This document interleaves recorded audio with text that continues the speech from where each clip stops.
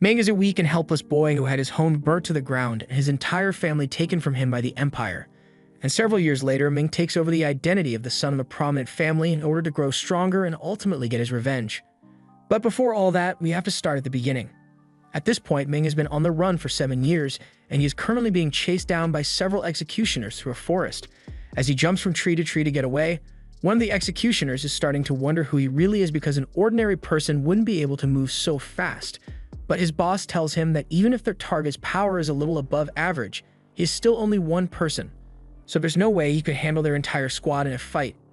Eventually, the leader spots some fireworks in the distance, meaning one of his team members have spotted the boy, so he starts heading over to assist in taking Ming down. Ming continues running through the tree branches, but with the fireworks giving away his location, all the executioners are slowly closing in on him so he won't be able to evade them for much longer. And to make matters worse, this forest is home to several dangerous monsters, so Ming has to be very careful about where he lands. Ming tries to swing back into the treetops, but one of the executioners had managed to get in front of him. So before Ming even realizes what's going on, he gets kicked in the face and knocked back down to the ground. He is now completely surrounded, so the executioners prepare to jump him, but Ming refuses to go down without a fight. So as one of the executioners attempts to stab him, he knocks the guy away and steals his blade before stabbing him in the neck with it. Ming was about to do the same to the other executioners, but all of a sudden, an arrow comes flying at his head, so he's forced to back off for a second. He kicks 2 of the executioners away to create some space, but they keep coming after him. So he parries and dodges their attacks until he finally sees an opportunity to cut them down. Ming thinks he is finally safe, so he bends down and starts looting the guards' bodies to see if he can find anything valuable. However, an arrow suddenly lands next to him, and Ming can tell that it's not normal, so he runs away just before the arrow explodes. Ming looks up to see who was responsible for the arrow, and he is shocked to see 2 warriors from the Ministry of Justice here. The 2 are surprised that Ming was able to recognize them, but it makes things easier since he should already know that encountering them means he won't be able to survive. Ming asks why the Ministry of Justice would come after a law-abiding citizen like him, so the warrior read the charges against Ming. The letter says that 7 years ago, Ming's father committed treason against the emperor, so as punishment, his entire family was sentenced to execution. However, Ming managed to escape his fate somehow, so they are here to finish the job. Ming isn't just going to stand by and let them kill him, so he throws some rocks at the warriors to buy some time, but the archer fires several shots at Ming to keep him from escaping. And when Ming tries to run to safety, he is cut off by the barbarian woman and grabbed by the ankle. She is about to slam him into the ground with all her might, but at the last second, Ming uses a special technique to rearrange the bones in his leg, allowing him to escape her grasp. The archer warns the barbarian to be careful because it looks like Ming has a few tricks up his sleeve and they don't know what he might do next. Meanwhile, Ming is barely able to stand at this point. He is well aware that the barbarian is dangerous, but he gets the feeling that the archer is much more experienced, so he needs to be careful about how he deals with him. But for now, Ming needs to get back on his feet, so he drinks the health he managed to swipe from one of the executioners earlier. The barbarian then charges at him, so he is forced to back away, but he still has to worry about the archer, so he can't create too much distance here. Since he has no other choice, he imbues his blade with some energy as the barbarian lunges at him. And she clearly wasn't expecting him to be so strong, because as their weapons clash, Ming is able to completely destroy her club, and while the barbarian is still confused, he's able to sneak up behind her and stab her in the neck. The archer is enraged by the death of his comrade, so he swears he will cut Ming to pieces even if it's the last thing he does. Ming realizes the archer is using talismans to fight, so he must be a chi cultivator, and Ming knows how terrifying chi cultivators can be, so he is not willing to run the fade. Ming starts running for his life, but the archer isn't letting him escape, so he activates his lightning skill and kicks Ming 100 meters through the forest. Now Ming has been backed up against the edge of a waterfall and he has nowhere to go. The archer lunges forward at Ming, forcing him to jump off the waterfall, but since Ming is going down anyway, he makes sure to take the archer with him. They both end up plunging into the lake below, and once Ming regains his bearings, he tries swimming back up to the surface, but the archer grabs him from behind and tries to strangle Ming. Ming manages to slip free from his grip and gets behind the archer to lock him in its chokehold. The archer begins struggling to free himself and reaches for his blade in an attempt to cut Ming down. But unfortunately for him, his blade was out of reach, so before long, the archer suffocates to death and sinks to the bottom while Ming slowly floats to the top. A little while later, Ming washes up on the shore of the lake, but it looks like he wasn't the only one who washed up here because two old men find a badly injured man propped up against a tree. They are very disappointed because the man looks like he had some decent potential as a cultivator, But with that hole in his chest, even an immortal wouldn't be able to save him. The short one says they can't just let the young master of the Bai family die like this when they were tasked with bringing him to the savage ghost sect for his spiritual awakening.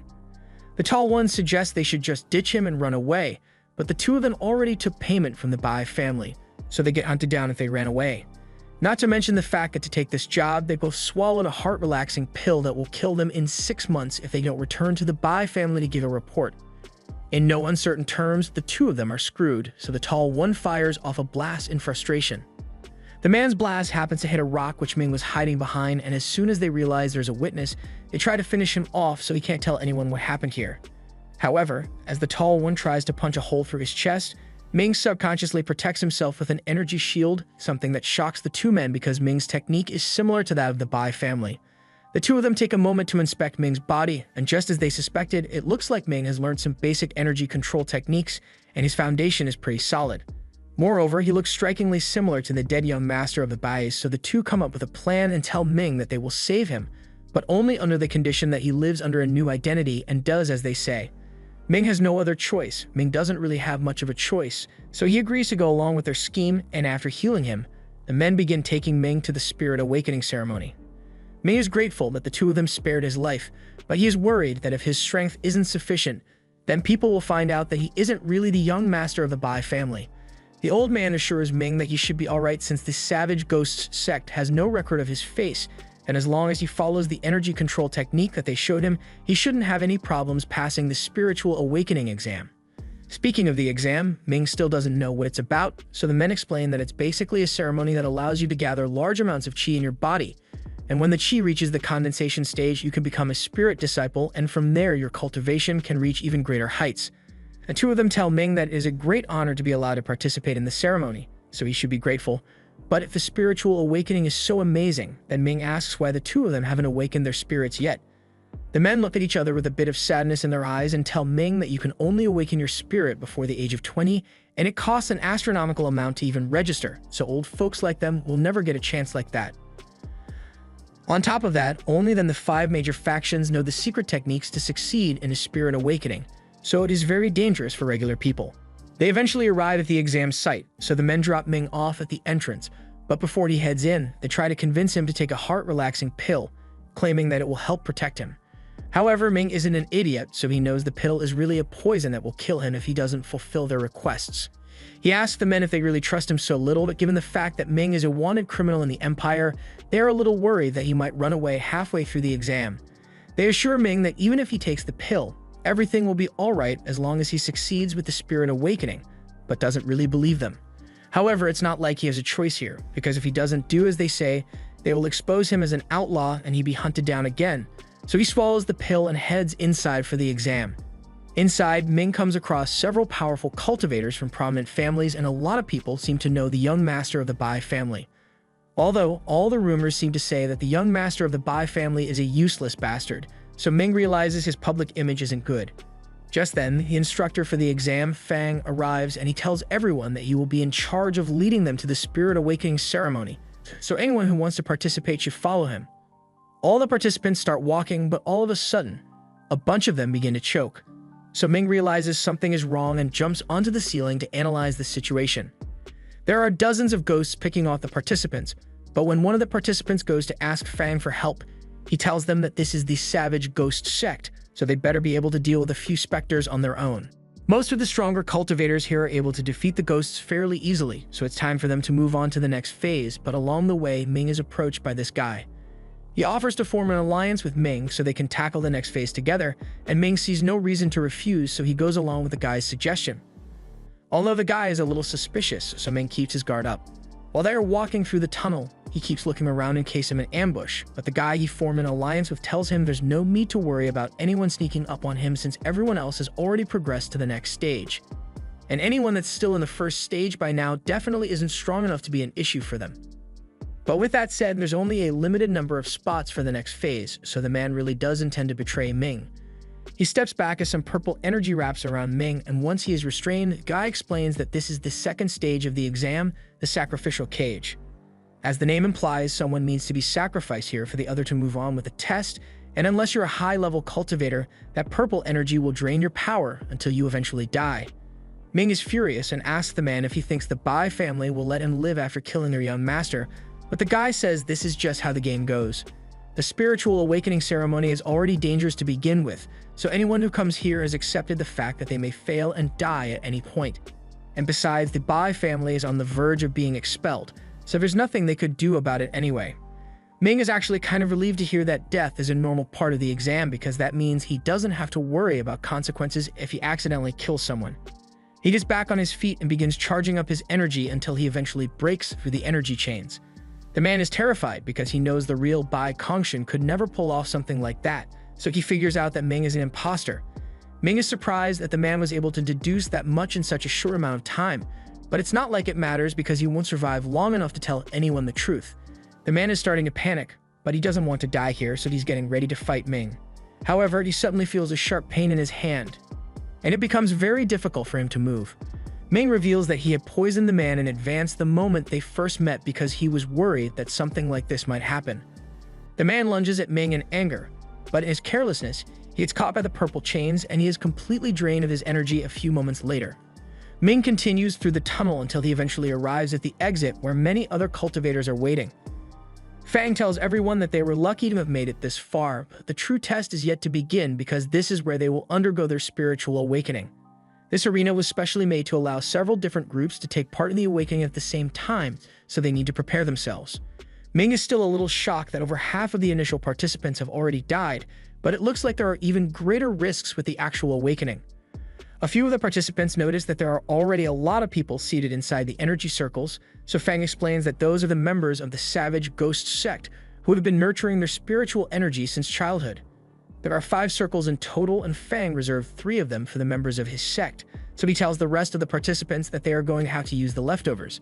The participants are outraged because their families paid good money for them to undergo this awakening, so it's not fair for Fang to monopolize a majority of the resources. But Fang doesn't care about fairness at all. He's the one who sets the rules here, and if they don't like how he allocated the resources, then they are free to leave.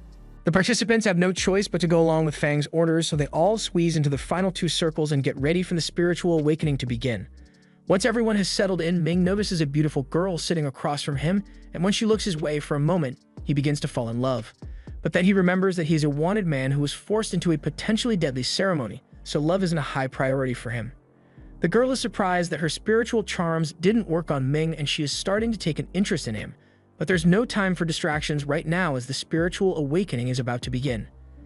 Each pathway is filled with dense liquid energy, so when all the circles have been filled, the formations are activated to enshroud an incredibly dense spiritual energy which they must absorb. Within seconds, several cultivators fall to the ground, unable to overcome the incredible pressure. However, the more skilled cultivators don't seem to be having much trouble.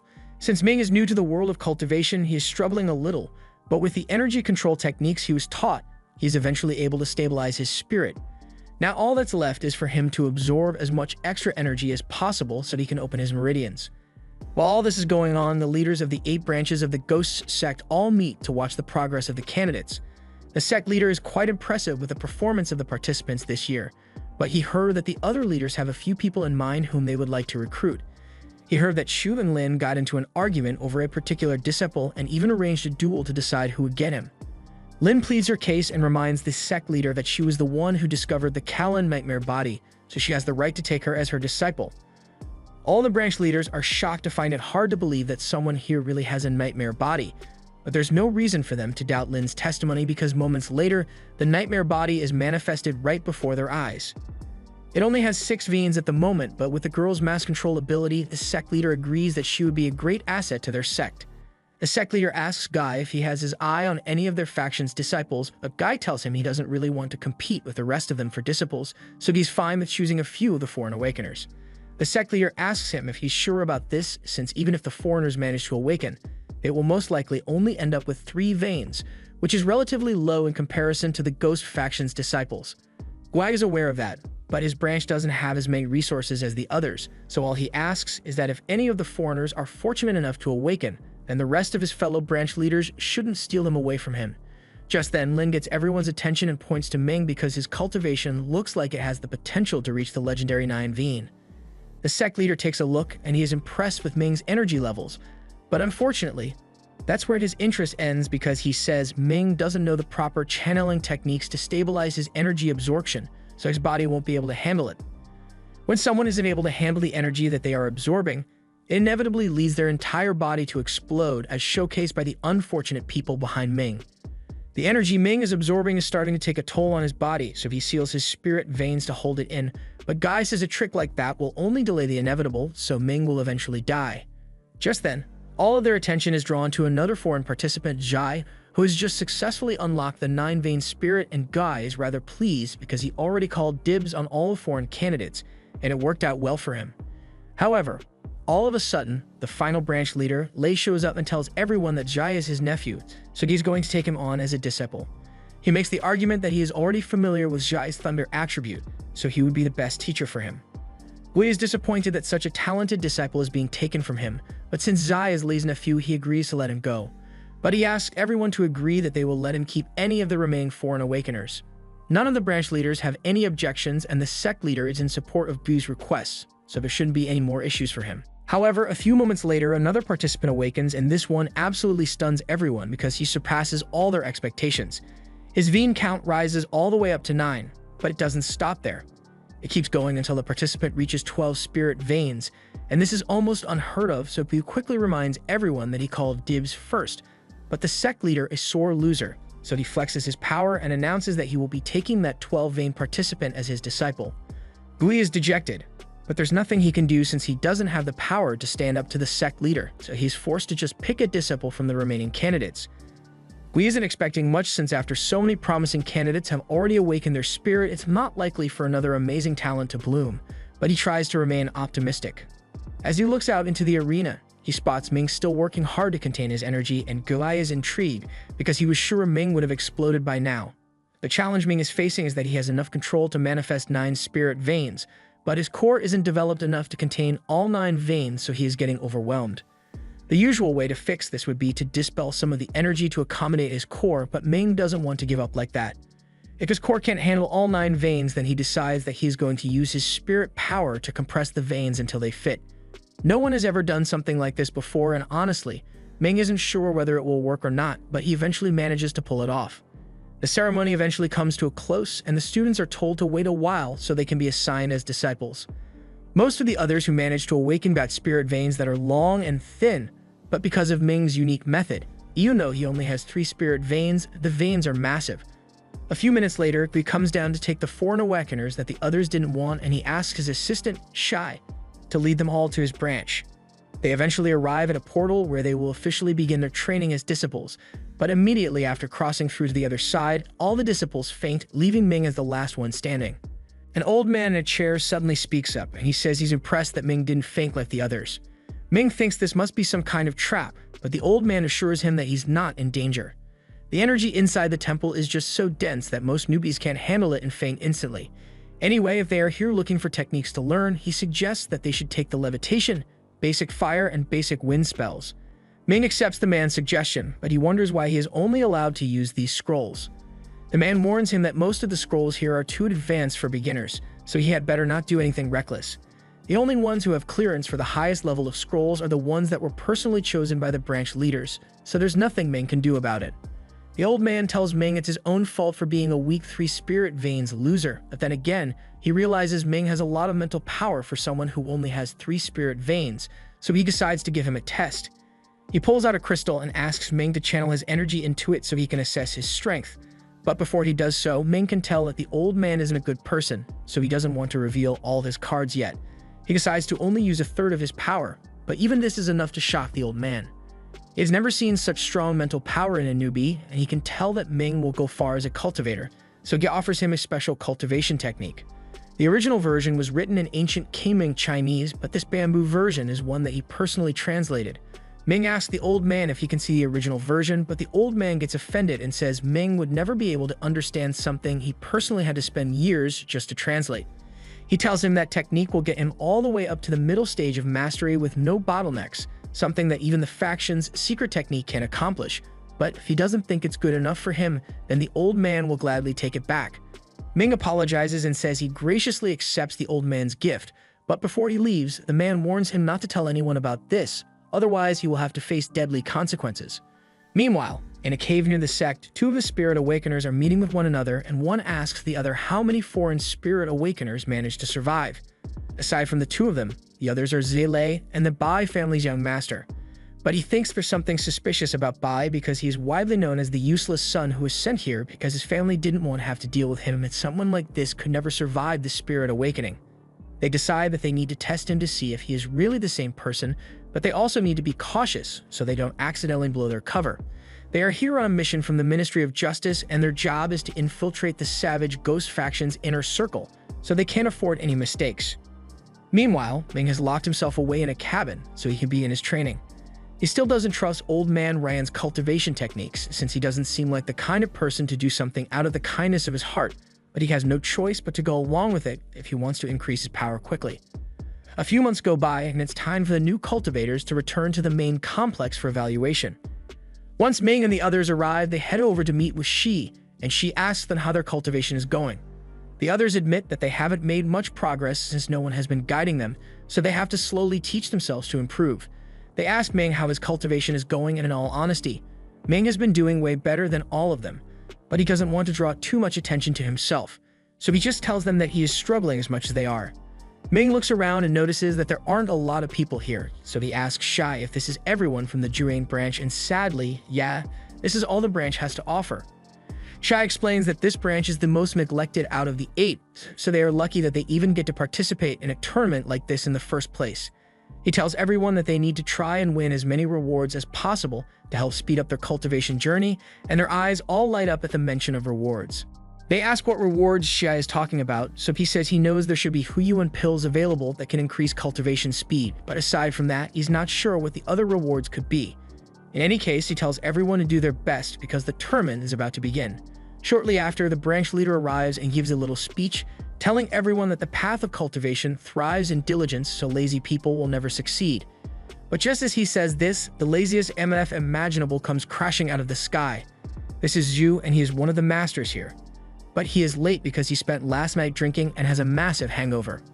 Once Zhu composes himself, he warns all the students not to be lazy like him, otherwise he will beat them up. But with that said, the reason he is here is to help assess the students' cultivation levels, and if they manage to impress him, then he is prepared to reward them generously. The students don't seem excited after Zhu's announcement, so he decides to show them what he is offering and summons several gourds. He tells everyone that these are the rewards for performing well in the tournament, and in case they can't already tell, the liquid inside these gourds has the same effect as a Huyuan pill. It increases the speed of one's cultivation and raises their mental power quickly, so everyone is excited for a chance to prove themselves now. The tournament soon begins, and the newbies are set to go up first. Two of the direct disciples under the branch leader, Feng and Cheng, are chosen to fight against the three new disciples, but they are reminded that this is just a friendly match between fellow disciples, so they have to stop once they've made their point. Ming is surprised that they are having him compete against direct disciples so soon, and Feng seems to be enjoying this whole situation because it gives him a chance to beat down the pathetic three-spirit vain losers. His comments get the others angry, so they are ready to fight, and they think they should be able to handle Feng since it's 3-on-1, but once the fighting actually starts, Feng absolutely bodies the chubby one. The girl tries to assist him by attacking Feng with her wind blade, but it does absolutely no damage to him, and now that he has turned his attention towards her, he starts charging forward with harmful intent. Ming knows there's no way the girl will survive getting plowed over with such force, so he uses his levitation technique to lift her out of the way so they can all regroup. The leaders are really impressed with Ming's quick thinking, and Guy thinks it's unfortunate that someone as imaginative as Ming only has 3 spirit veins. Feng is annoyed that Ming interfered with his attack, so he targets Ming next, but even though his cultivation is meant to be several times higher than Ming's, he can't keep up with him at all, so all his attacks end up getting dodged. Ming then uses the wind slash technique, but while this version is definitely stronger than the girl's, it's still no match for Feng's brute force, so he smashes through it and charges at Ming again. The others see that Ming is putting up a good fight, so they decide to join in as well and start hitting Feng with wind slashes to distract him, while Ming sneaks in 1 or 2 good hits. The leaders are once again in awe of Ming's adaptability because he is perfectly executing hit-and-run tactics to compensate for his inferior strength. If he and the others can keep this pace, then sooner or later Yu is going to run out of energy and it will be their victory. A few moments later, Yu ends up falling to his knees, and the chubby one thinks this means he has finally run out of energy.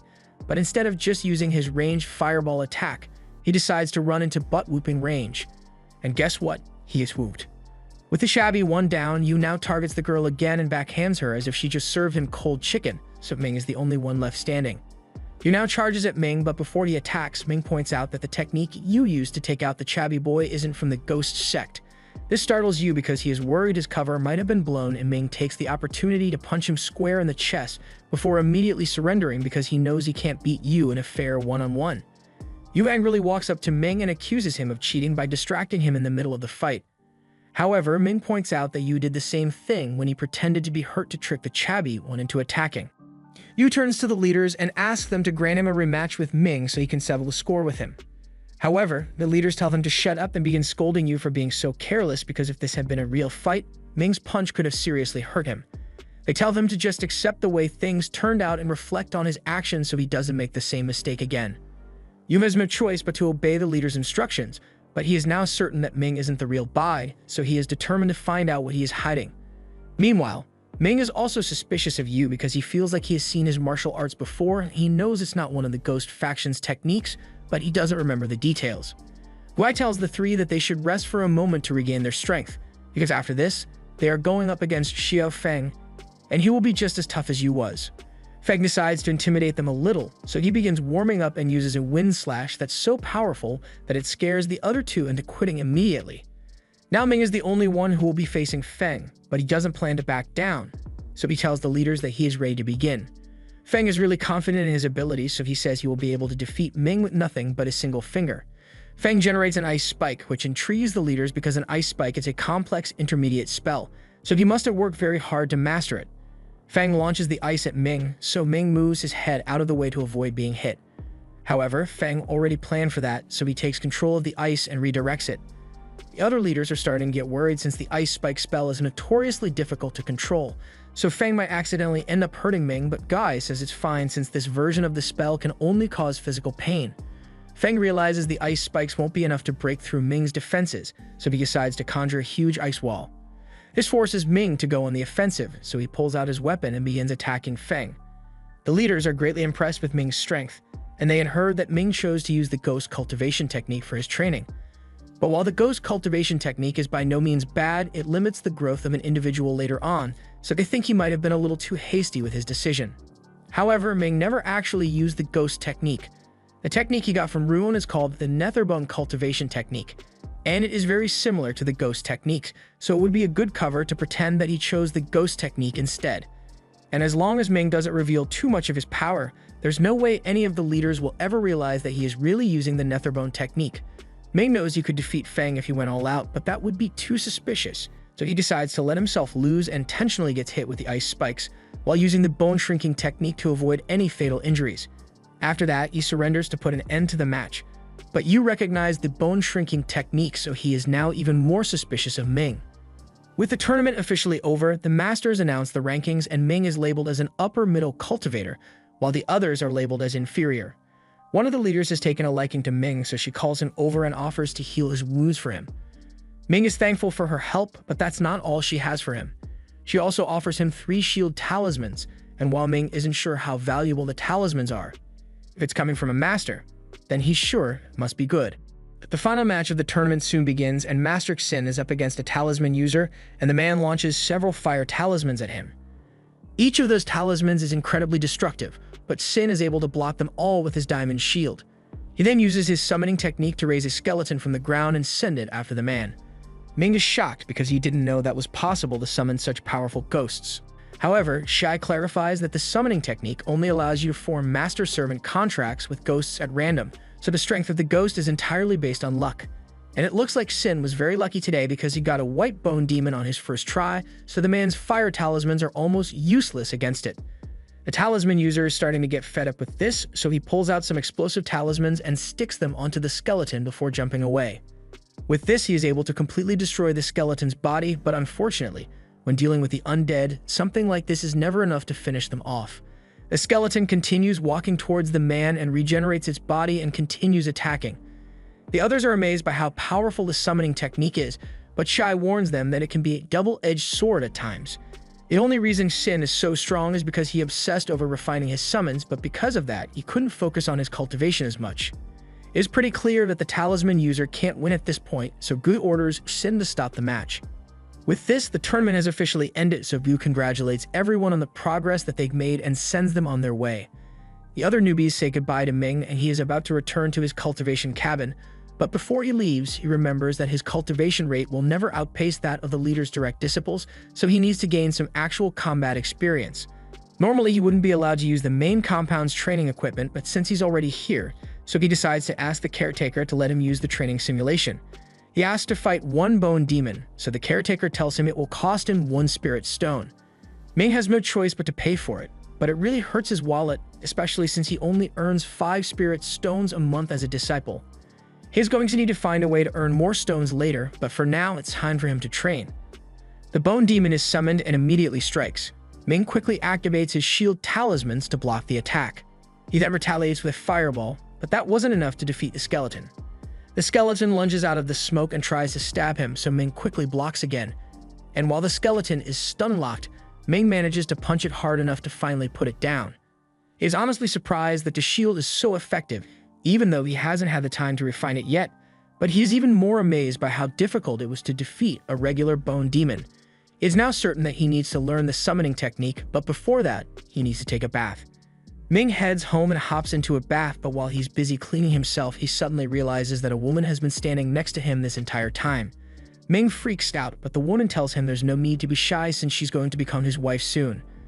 Ming has no idea what she's talking about, but Mu explains that her family made a deal with the Bai family, stating that if both of them managed to pass the Spirit Awakening ceremony, Mu would have to marry him and become his cultivation partner. This is the first time Ming's heard about any of this, so Mu asks him if he's not happy with the arrangement. She's honestly surprised he hasn't tried to fondle her yet, since the young master of the Bai family is known to be quite a degenerate. Ming makes up an excuse and says he is just trying to focus on his cultivation, so he doesn't have time for romance, and Mu respects that, so she asks him what cultivation he is currently aiming for. Ming tells her he is going to learn the spirit summoning technique, but from what Mu knows, to cultivate that technique, you first need to condense yin souls to form a refining cord. She asks him if he knows where to buy yin souls, but Ming has no idea, so she takes his arm and invites him to go shopping with her so the two of them can get to know each other better. She takes Ming to the largest cultivation market in their sect, the Gray Market, and Ming is amazed because he has never seen anything like it before. But because Ming is so new to this, he almost immediately gets targeted by a con artist trying to sell him phony talismans. Luckily, Mu saves him before he gets roped into the scheme, but Ming is still completely clueless about how to navigate this market. He accidentally bumps into a giant boar head hanging from a meat shop, and the store owner yells at him for nearly ruining it. Mu asks Ming if he's interested in the meat, but he's more so curious because he didn't know people ate magical beasts. The shop owner explains that eating a magical beast's meat can help you increase your cultivation, but you need to eat close to 50 times the normal amount for there to be any noticeable difference, so Mu tells Ming he doesn't need to buy it. She drags Ming away, but the scams don't end there because Ming soon gets approached by a sleazy con man who tries to trick him into buying a useless rock. This is the final straw for Mu, so she threatens to report the con man to the sect leader and get him kicked out if he doesn't leave immediately. Once the con man is gone, Mu warns Ming to be careful because there are tons of scammers in this market. But there are also a few genuine shops, so she brings Ming to the Wanbao store. The items here can be quite expensive, but the quality is guaranteed, so Ming doesn't have to worry about getting scammed. Ming walks over to the store owner to ask for some yin souls. The shop owner asks if he wants high, medium, or low-grade ones, so Ming asks how much the low grades cost. He is told that the low-grade souls cost 3 spirit stones, and that's way too much money for Ming to spend. He only has 4 stones left for the rest of the month, so he asks the owner if he can get a discount, but discounts aren't allowed here. Mu asks Ming if he doesn't have enough stones to buy the yin soul because she'd gladly lend him the money, but Ming tells her there's no need. He pays for the yin soul and thanks Mu for being his guide, but before he leaves, she has a little advice for him. She tells Ming that if he wants to make a high-quality soul refining cord, then he should head over to the sect soul pond and catch a high-grade yin soul for himself. Ming already thought of that, but entering the soul pond requires sect contribution points, and Ming has almost spent all his money already. In that case, Mu tells him that there's a sect mission coming up, and if Ming joins her team and does well, he can earn a lot of contribution points for himself. Ming thanks her for her kindness, and the two agree to meet up tomorrow morning to prepare for the mission together. Ming then takes his leave, and once he is gone, Yu shows up from around the corner and asks Mu for a status update. Mu tells him she didn't find anything new. Yu reminds her that he made an agreement with the Mu family, so she needs to cooperate with his investigation. But she genuinely can't tell if there's anything suspicious about Ba Kongshan. She was betrothed to him, but she had never actually seen or spoken to him before, so this was the first time they'd actually met. If anything, she thinks Yu is the suspicious one because he is going to such great lengths to investigate someone who hasn't caused any trouble. But Yu is still convinced that there's something shady going on with Bai, so he plans to investigate things on his own from now on. The day of the mission finally arrives, so Ming meets up with Mu near the site. He took a look at the mission's requirements on his way here, and since all they need to do is gather materials, he thinks it should be pretty easy. However, Mu tells him missions like this are never as simple as they seem, which is why she brought a little extra help, including Yu, although bringing him wasn't her idea. She introduces Ming to the others, Du, Wu, and Mei, but Ming still wants to know why Yu is here, so Mu explains that he said he wanted to help. Ming isn't in a position to object to her decision, so he decides to just go with it even though he doesn't trust Yu. Now that everyone has met each other, Mu says it's time for them to head into the mountains and begin their mission. It won't be easy to gather the fruit from the mountain, especially since the black butterflies guarding them will swarm and attack as soon as they approach. Luckily, Mu already planned for this, so she pulls out the spirit-attracting powder she brought and asks Wu and Mei to use it to lead the butterflies away. It's a dangerous job, but both of them have speed talismans, so outrunning the butterflies for a while shouldn't be a problem for them. While those two are leading the butterflies away, the rest of them will head up the mountain to collect the blood fruit, and once they are done, they'll meet back here before heading home. Each person will need to gather at least 25 fruit for the team, but any extra fruit can be sold for spirit stones, so it's best to get as much as possible. Ming asks what he should do if he encounters some of those black butterflies, so Yu tells him he can just kill them because the butterflies aren't that strong. They drain small amounts of energy from their surroundings, so they shouldn't be a threat unless he runs into a swarm of them. But with Wu and Mei acting as decoys, that won't happen. Now that everyone is clear on the plan, Wu and Mei fly up to the mountain and begin circling it to draw the attention of the butterflies. And once the butterflies start coming after them, the two fly away as fast as possible. Most of the butterflies are now gone, so everyone else gets moving to gather their fruit and complete the mission. Meanwhile, elsewhere in the mountains, a high-level cultivator named Yi is flying through the mountains on her sword looking for something. A little while later, Ming had managed to pick quite a few blood fruit thanks to the soul-refining rope he made.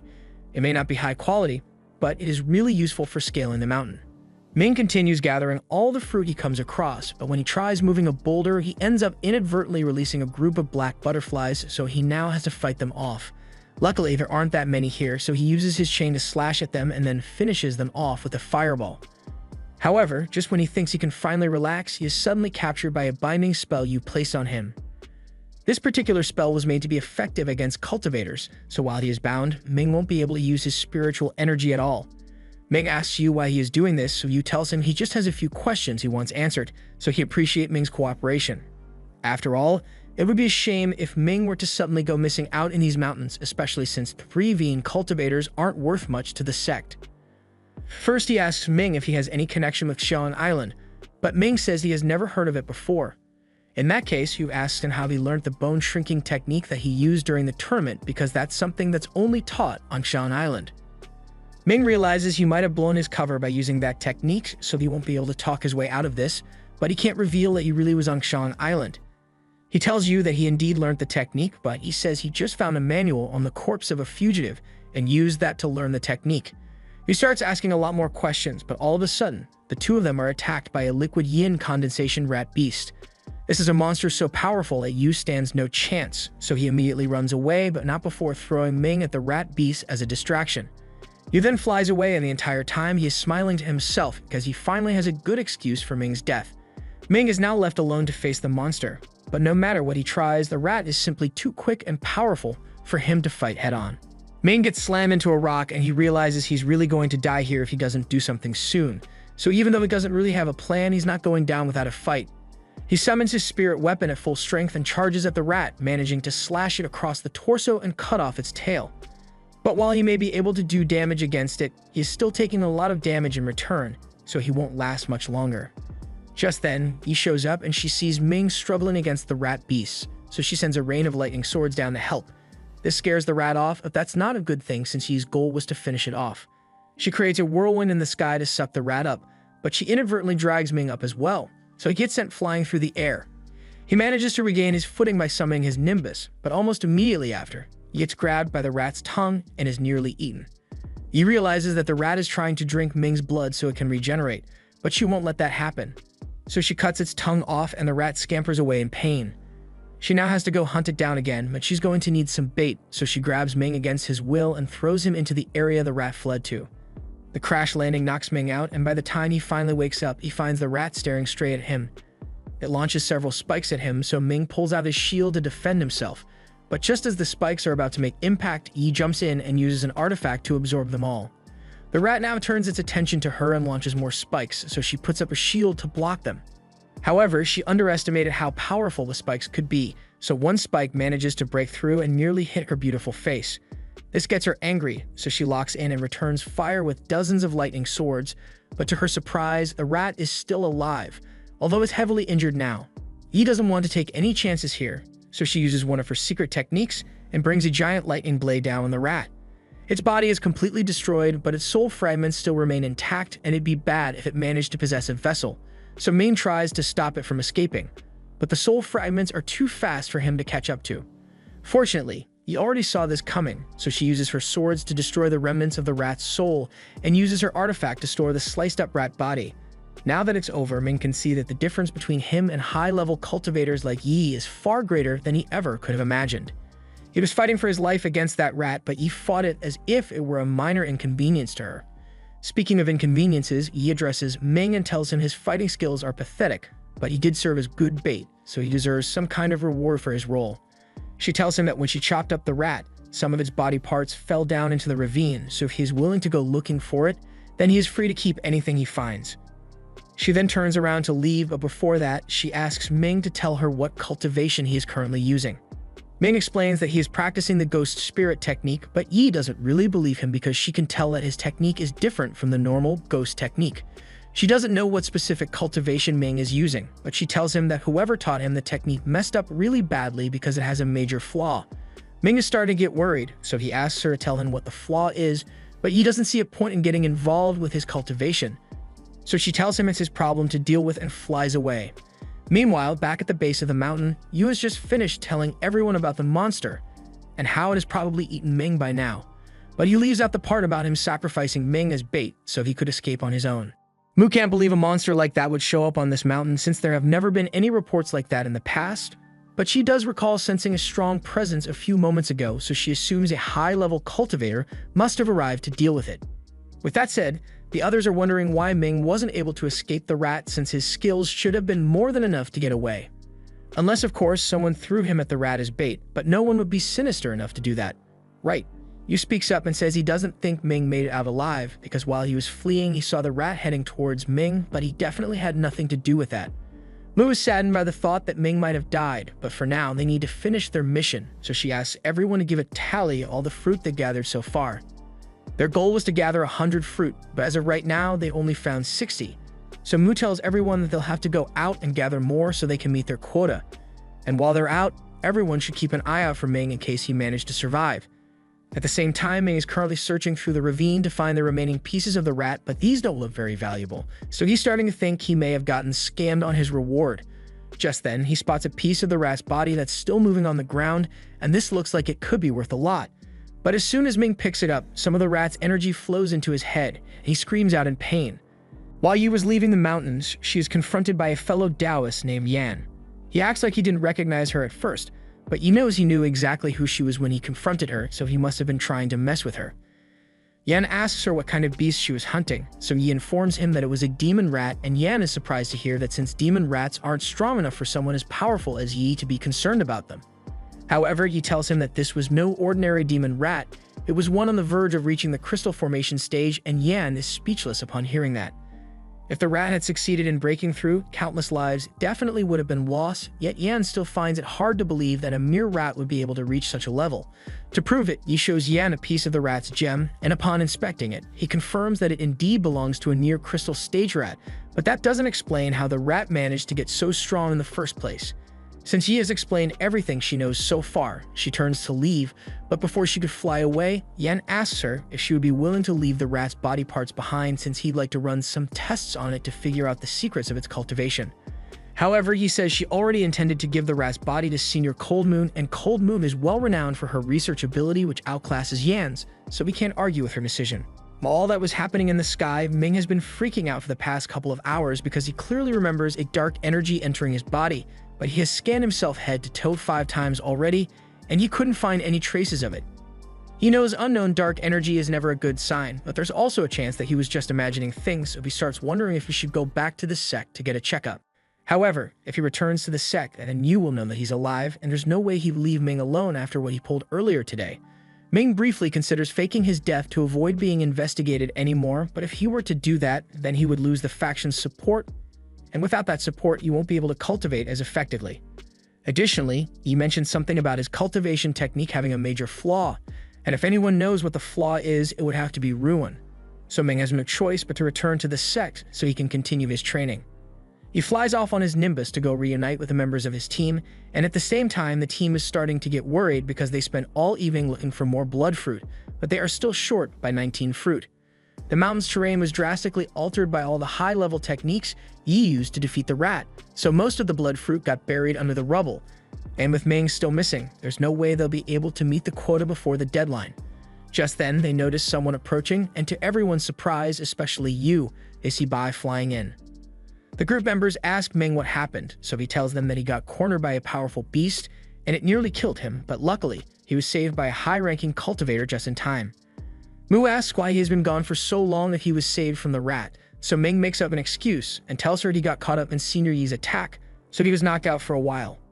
But on the bright side, he still has all the blood fruit he collected earlier, and with Ming's 24, they now have enough for the quota, so everyone is relieved that today's mission was a success.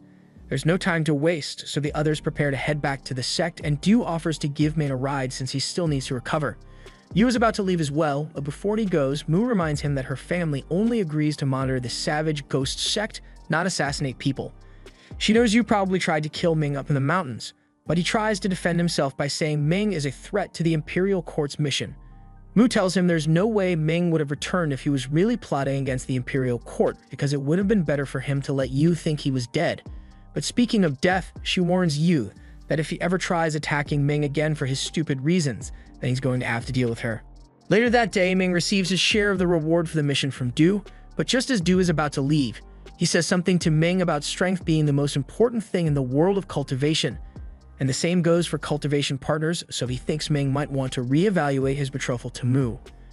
A moment later, Mu happens to show up, and Ming asks if her betrothal to him is a farce, but she'd rather not talk about it here. So she asks him to follow her over to a nearby mountain. Once they are alone, Mu tells Ming that she knows he isn't really Bai Kongshan, and she has known ever since the first day she met him here. Frankly, she's surprised that Ming thought she wouldn't know what the person she's betrothed to is like, but Ming is a lot more mature than the spoiled Bai Kongshan ever was, so she honestly doesn't mind the switch. Ming asks her why she didn't tell Yu as she knew he was an imposter, but she has no reason to rat Ming out.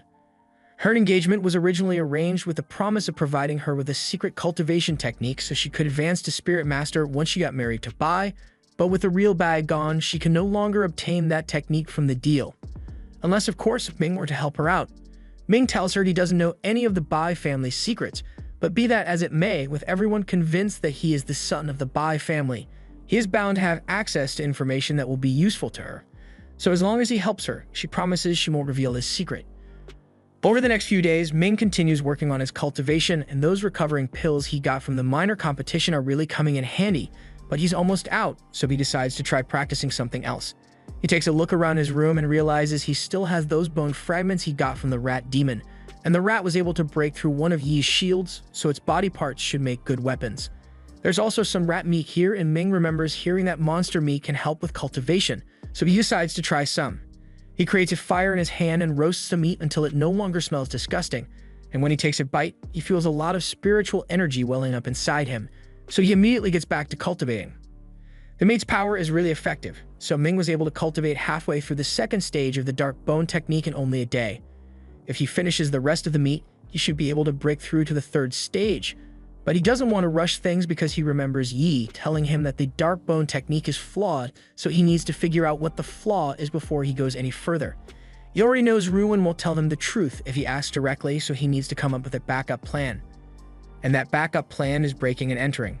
Ruin is currently in the library, meeting with the sect master who wants to see if he has progressed in his cultivation yet, and since he is so preoccupied, he hardly notices as Ming punches a hole through one of the outer walls to get into the library's hidden room. The master tells Ruin that if he doesn't advance to the next stage soon, then he is going to die in 10 years, and Ruin is aware of his potential fate, but he hasn't conducted enough tests to figure out the proper dark bone cultivation yet.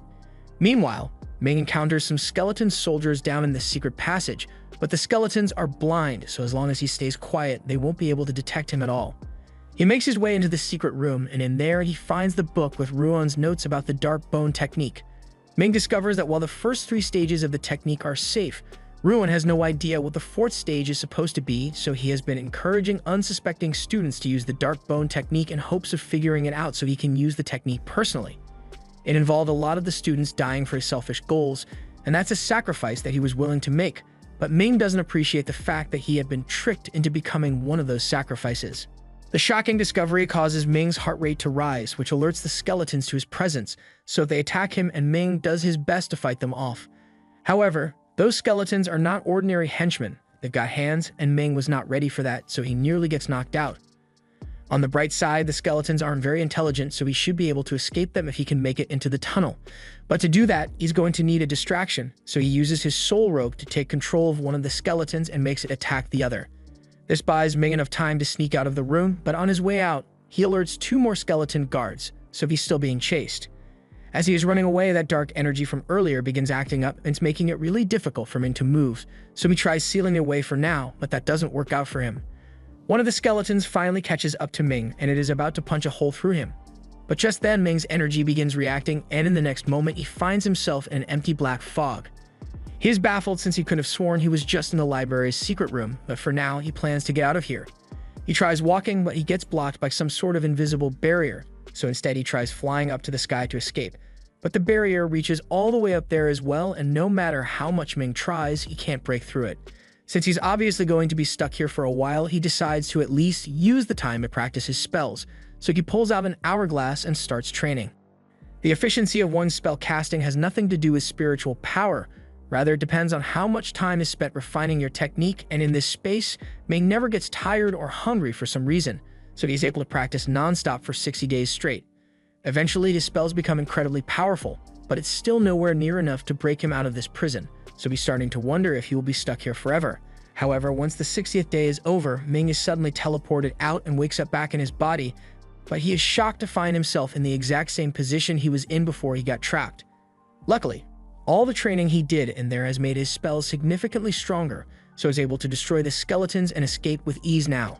A little while later, Ruin and the Master arrive to see what happened, and Ruin is shocked that someone was able to destroy his skeletons so easily. He believes it must have been one of the Spirit Masters since his Spirit Disciple wouldn't be strong enough to do this. The Master tells Ruin that his research must have attracted some unwanted attention, so from now on he is forbidding him from teaching the Dark Bone technique to anyone else. As for the people Ruin already tricked into training with the technique, too bad, because it's not his problem anymore. Later that day, Ming goes to visit Master Bing to see if he can remove the dark energy that went into his body, but Bing throws him out because he thinks Ming is messing with him. After hitting the ground, Ming bumps into Jilin and he is nearly hypnotized by her seductive eyes, but he remembers we must stay focused, brothers, so he looks away. Jilin didn't mean to use her ability on Ming, but she is impressed that he could withstand it. Ming introduces himself and explains that he was here to ask Master Bing to dispel the evil within him, but when Bing checked him, he couldn't find an ounce of evil in Ming's body. In fact, Ming's spiritual energy is a lot denser than the average person, so Bing assumed Ming must have been lying because he wanted to meet Jilin or something. Ming says that wasn't why he came here, but Bing just tells him to pay his consultation fee and leave already. After that, Ming returns home, but he still has a lot of his questions on his mind. But even Master Bing couldn't locate the energy, and he's better off not worrying about it for now. On the bright side, Ming was able to swipe some good spirit recovery medicine from Ruin's secret cave, so he should be able to continue his cultivation now. According to the records, Ruin wrote the first 3 stages of the Dark Bone technique should be safe, but the 4th stage is where people kept dying, so Ming is going to have to be careful about that one. First, he begins meditating with the medicine he got to restore his spirit energy, and after 2 months, he is thrilled by how effective those pills were because his energy is higher than ever before now. He heads out so he can do a little training, but along the way, he encounters a group of men on the road. He can already feel the bad vibes from here, but he'd rather avoid causing a scene, so he tries to walk past them without incident. However, those 3 clocked him an easy target, so as soon as they are behind Ming, they try to jump his ass, and Brother Big Mac launches a blast at him. Ming dodges and asks them what they think they are doing, so the three tell him to leave all his valuable items here if he doesn't want to get hurt. Ming takes a moment to analyze the severity of this situation, but then he realizes, hey, these guys are weak, so he proceeds to gut punch one so hard that he will be spitting up blood for days, and when Big Mac tries to attack him, he just knocks him out. The last guy tries using an ice spell to freeze Ming in place, but while Ming's feet may be stuck, he can still move his arms, so he launches several fireballs at the guy, and when he tries to run away, he pulls him back with his soul chain before knocking him out as well. Ming then frees himself, and while he normally doesn't enjoy doing this, they did start it first, so he's gonna run through their pockets and teabag him while they are unconscious. Once Ming is done, he's about to carry on with his business, but then he notices Mu flying towards him, and he wonders why she wants to see him. She tells him that she just came because she heard he might have gotten into a little trouble, but it seems he was able to handle himself without her help. Ming is grateful for her concern, but he wants to know how she found out he was here in the first place. Mu admits that she has been keeping tabs on Ming for a while now, but she's not the only one because Yu has been looking into the Bai family, and he may be starting to suspect that Ming isn't actually Bai. Ming assures her that there's no evidence, so Yu won't be able to prove anything, but she still warns him to be careful because Yu is dumb and impulsive enough to do some crazy stuff, even if it's against the rules. Ming realizes Mu is right, so he immediately heads home and begins cultivating again so he can become a mid-level spirit disciple. This way, even if Yu were to try something, Ming would be strong enough to defend himself against him. After a few months of cultivation, Ming finally breaks through to mid-level, and his awakening sends ripples through the mountains, all the way up to the room of the branch leaders. They are all shocked when they realize that one of their branch members has broken through to the mid-level because they thought all the new guys were useless NPCs. But if they've actually got someone with talent, then they might be able to win the interbranch sect tournament that's coming up. Back at Ming's house, he's now officially a mid-level spirit disciple, and his power is noticeably greater than it used to be. Now he should be able to handle any shenanigans Yu tries to pull, and it just so happens that the shenanigans involve chucking a flaming rock at Ming's house. Ming jumps into the air to catch the rock, and he demands to know what Yu thinks he's doing, but Yu tries to act innocent and says he just wanted to talk to Ming, so he was trying to knock on his front door with a 10-ton rock. Yu tells Ming he knows he isn't really part of the Bai family, and this gets Ming's attention. But he decides to play it cool and hits Yu with a, "Nah, you have no evidence, and you're not going to find any evidence either, so no one's going to believe you." Yu is still convinced that Ming must be the son of a criminal who escaped and is posing as Bai, so he plans to force him to confess by beating the shit out of him. But when he tries to smash the rock into Ming's head, Ming calmly blocks it and uses a wind spell to slice it in half. Yu is left in utter shock because he had no idea that Ming had become this strong, and now he's starting to panic. Because if Ming was able to become this strong in such a short amount of time, then sooner or later, he will become too strong to subdue, so as Ming tries to leave, Yu decides he has to take him out immediately. He flies into the air and attacks him, and Ming can't believe Yu would dare to attack him within the sect, even though it's against the rules, but Yu clearly isn't thinking about the consequences here. Even with Ming's current strength, he would have a hard time defeating Yu alone, so he doesn't know how he's going to get out of this alive. Fortunately, one of their seniors happens to be passing by, and she is disappointed to see her junior sect members fighting each other, so she separates them and demands to know what's going on. Ming tells her that he and Yu were just having a friendly sparring session, so there's no need to be concerned. She obviously doesn't buy it, but if Ming isn't going to complain about Yu, then she has no reason to press the issue. She tells them that they are being summoned by the branch masters, so Ming starts heading towards the main hall to meet them, and Yu begrudgingly follows, knowing he can't make any more moves against Ming for now. Upon their arrival, Ming finds Feng already waiting there. So now that all three have arrived, the branch leaders inform them that they have been selected to partake in the tournament against the 9 Aperture branch. None of them were aware of any tournaments, so Zhu explains that the tournament is between this branch and the 9 Aperture branch, where both sides will send 3 of their newly initiated disciples to the subdued Dragon Island to compete for Spirit Fruit. Each winner will receive 10 Spirit Fruit, and these particular fruits contain Jade Essence, so you can refine them into a special spirit liquid that will greatly boost your cultivation. That's enough of an incentive for all of them to agree to participate, so Guy tells Zhu and Zhang to accompany the 3 of them to the island for the tournament. Upon arrival, Ming and the others are introduced to the master of the 9 Apertures branch, Dazi, and the disciples he brought for the competition. However, Zhu notices that only 2 of Dazi's disciples are present, so he asks about it, and Dazi yells for Jin to stop messing around because it's very disrespectful. Jin eventually flies down and Daisy apologizes for his behavior, but he grew up alone in the forest, so he's not familiar with their customs yet. Now that everyone is here, the three use their energy to unseal the entrance, and inside they find a volcano with 3 spirit trees laid out in a triangle. These 3 trees each have 10 spirit fruit, and special magic has been used to seal them, so the terrain around each one is different. The elders say they will stay out here to keep the volcano stable, and while they are doing that, the disciples will begin their matches within the spirit arena. After the rules are explained, they are all paired up and teleported into the arena, so the tournament has officially begun. All 3 competitors from the aperture deploy their snake puppets, and with their special puppet controlling techniques, they begin their attack. Ming's opponent goes first, so Ming prepares himself, and as the snake lunges at him, he uses his chain to tie it up before striking all the snake's joints to stop it from moving. As for Feng, he simply uses an ice spear to shatter the magic stone on the snake that was attacking him, earning himself an easy victory. But things aren't as simple for Yu. He tried to handle the puppet by taking out its master, but when he shoots a fireball at her, to his surprise, she effortlessly blocks it with a fire-repelling talisman. Yu is shocked to see this since that was a high-level talisman, and it should be very difficult for a disciple to get her hands on one of those that she has way more than just one. Yu accuses the Daisy of cheating since he must have given Faye all those talismans to help her win, but Daisy assures the others that he didn't give Faye anything. She got all those talismans from her grandfather, the great master Yingzhou, and she only came to their branch because she has a love for the puppetry technique. With that said, it doesn't change the fact that she's got Grandpa's money backing her up, and with all those powerful talismans, there's no way Yu stands a chance. The other Aperture members also seem to have prepared some tricks in advance because even though Ming and Feng were able to destroy the snake puppets, Ming's opponent turns out to be a body cultivator, so he doesn't need a puppet to fight after all. Yu is surprised to see this because body cultivation is a technique where progress slows down further into your training, so it is difficult to use, but against opponents of equal level, a body cultivator is practically unbeatable. Daisy believes this means his side will win all 3 matches, but Zhu tells him they still have Feng, and you won't be as easy to beat as the others. Daisy takes a closer look at Feng, and he is shocked to find out that he is using the withered wood technique to raise his strength.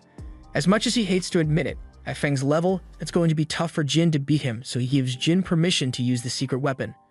Jin then summons his praying mantis puppet, and Zhu tries to call him out because this clearly looks like cheating, but Daisy says this is all perfectly legal since that puppet is just a really advanced second-grade creation. Feng tries his best to fight back, but even after using his ultimate technique, Jin effortlessly counters with his mantis, and shortly after, Feng runs out of energy, so he is completely defenseless. Once Jin sees this, he orders the mantis to go for a kill shot, forcing Zhu to admit defeat to save Feng's life. The same thing happens with Yu's battle against Fei, so Zhu surrenders on his behalf as well, making her the winner.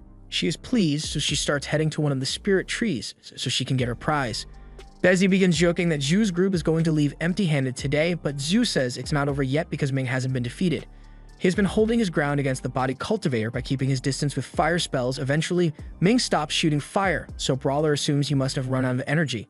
He lunges forward in an attempt to finish him off, but Ming was just baiting him the entire time.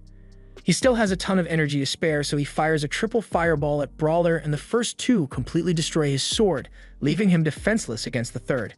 Daisy is forced to surrender to save his student's life, and once Ming's victory is confirmed, he diverts the fireball into the mountains behind Brawler. Zhu is overjoyed by Ming's victory, but Daisy refuses to accept it, so he says he wants a rematch. Zhang says no since she's satisfied with 1 victory, but then Daisy offers an extra 100 refined iron, and the gambling spirit in Zhu won't let him pass up such a sweet deal. However, he still needs to get Ming to agree to the rematch, so he pulls him aside and offers to give him 2 extra spirit liquids if he wins. That sounds nice, but if Ming is going to be risking his life again, then he's going to need a little something to sweeten the deal, so he gives Yu to agree to give him 2 sticks, a calming incense as a bonus. With that settled, Ming's rematch is set against Jin, so the 2 prepare for their match.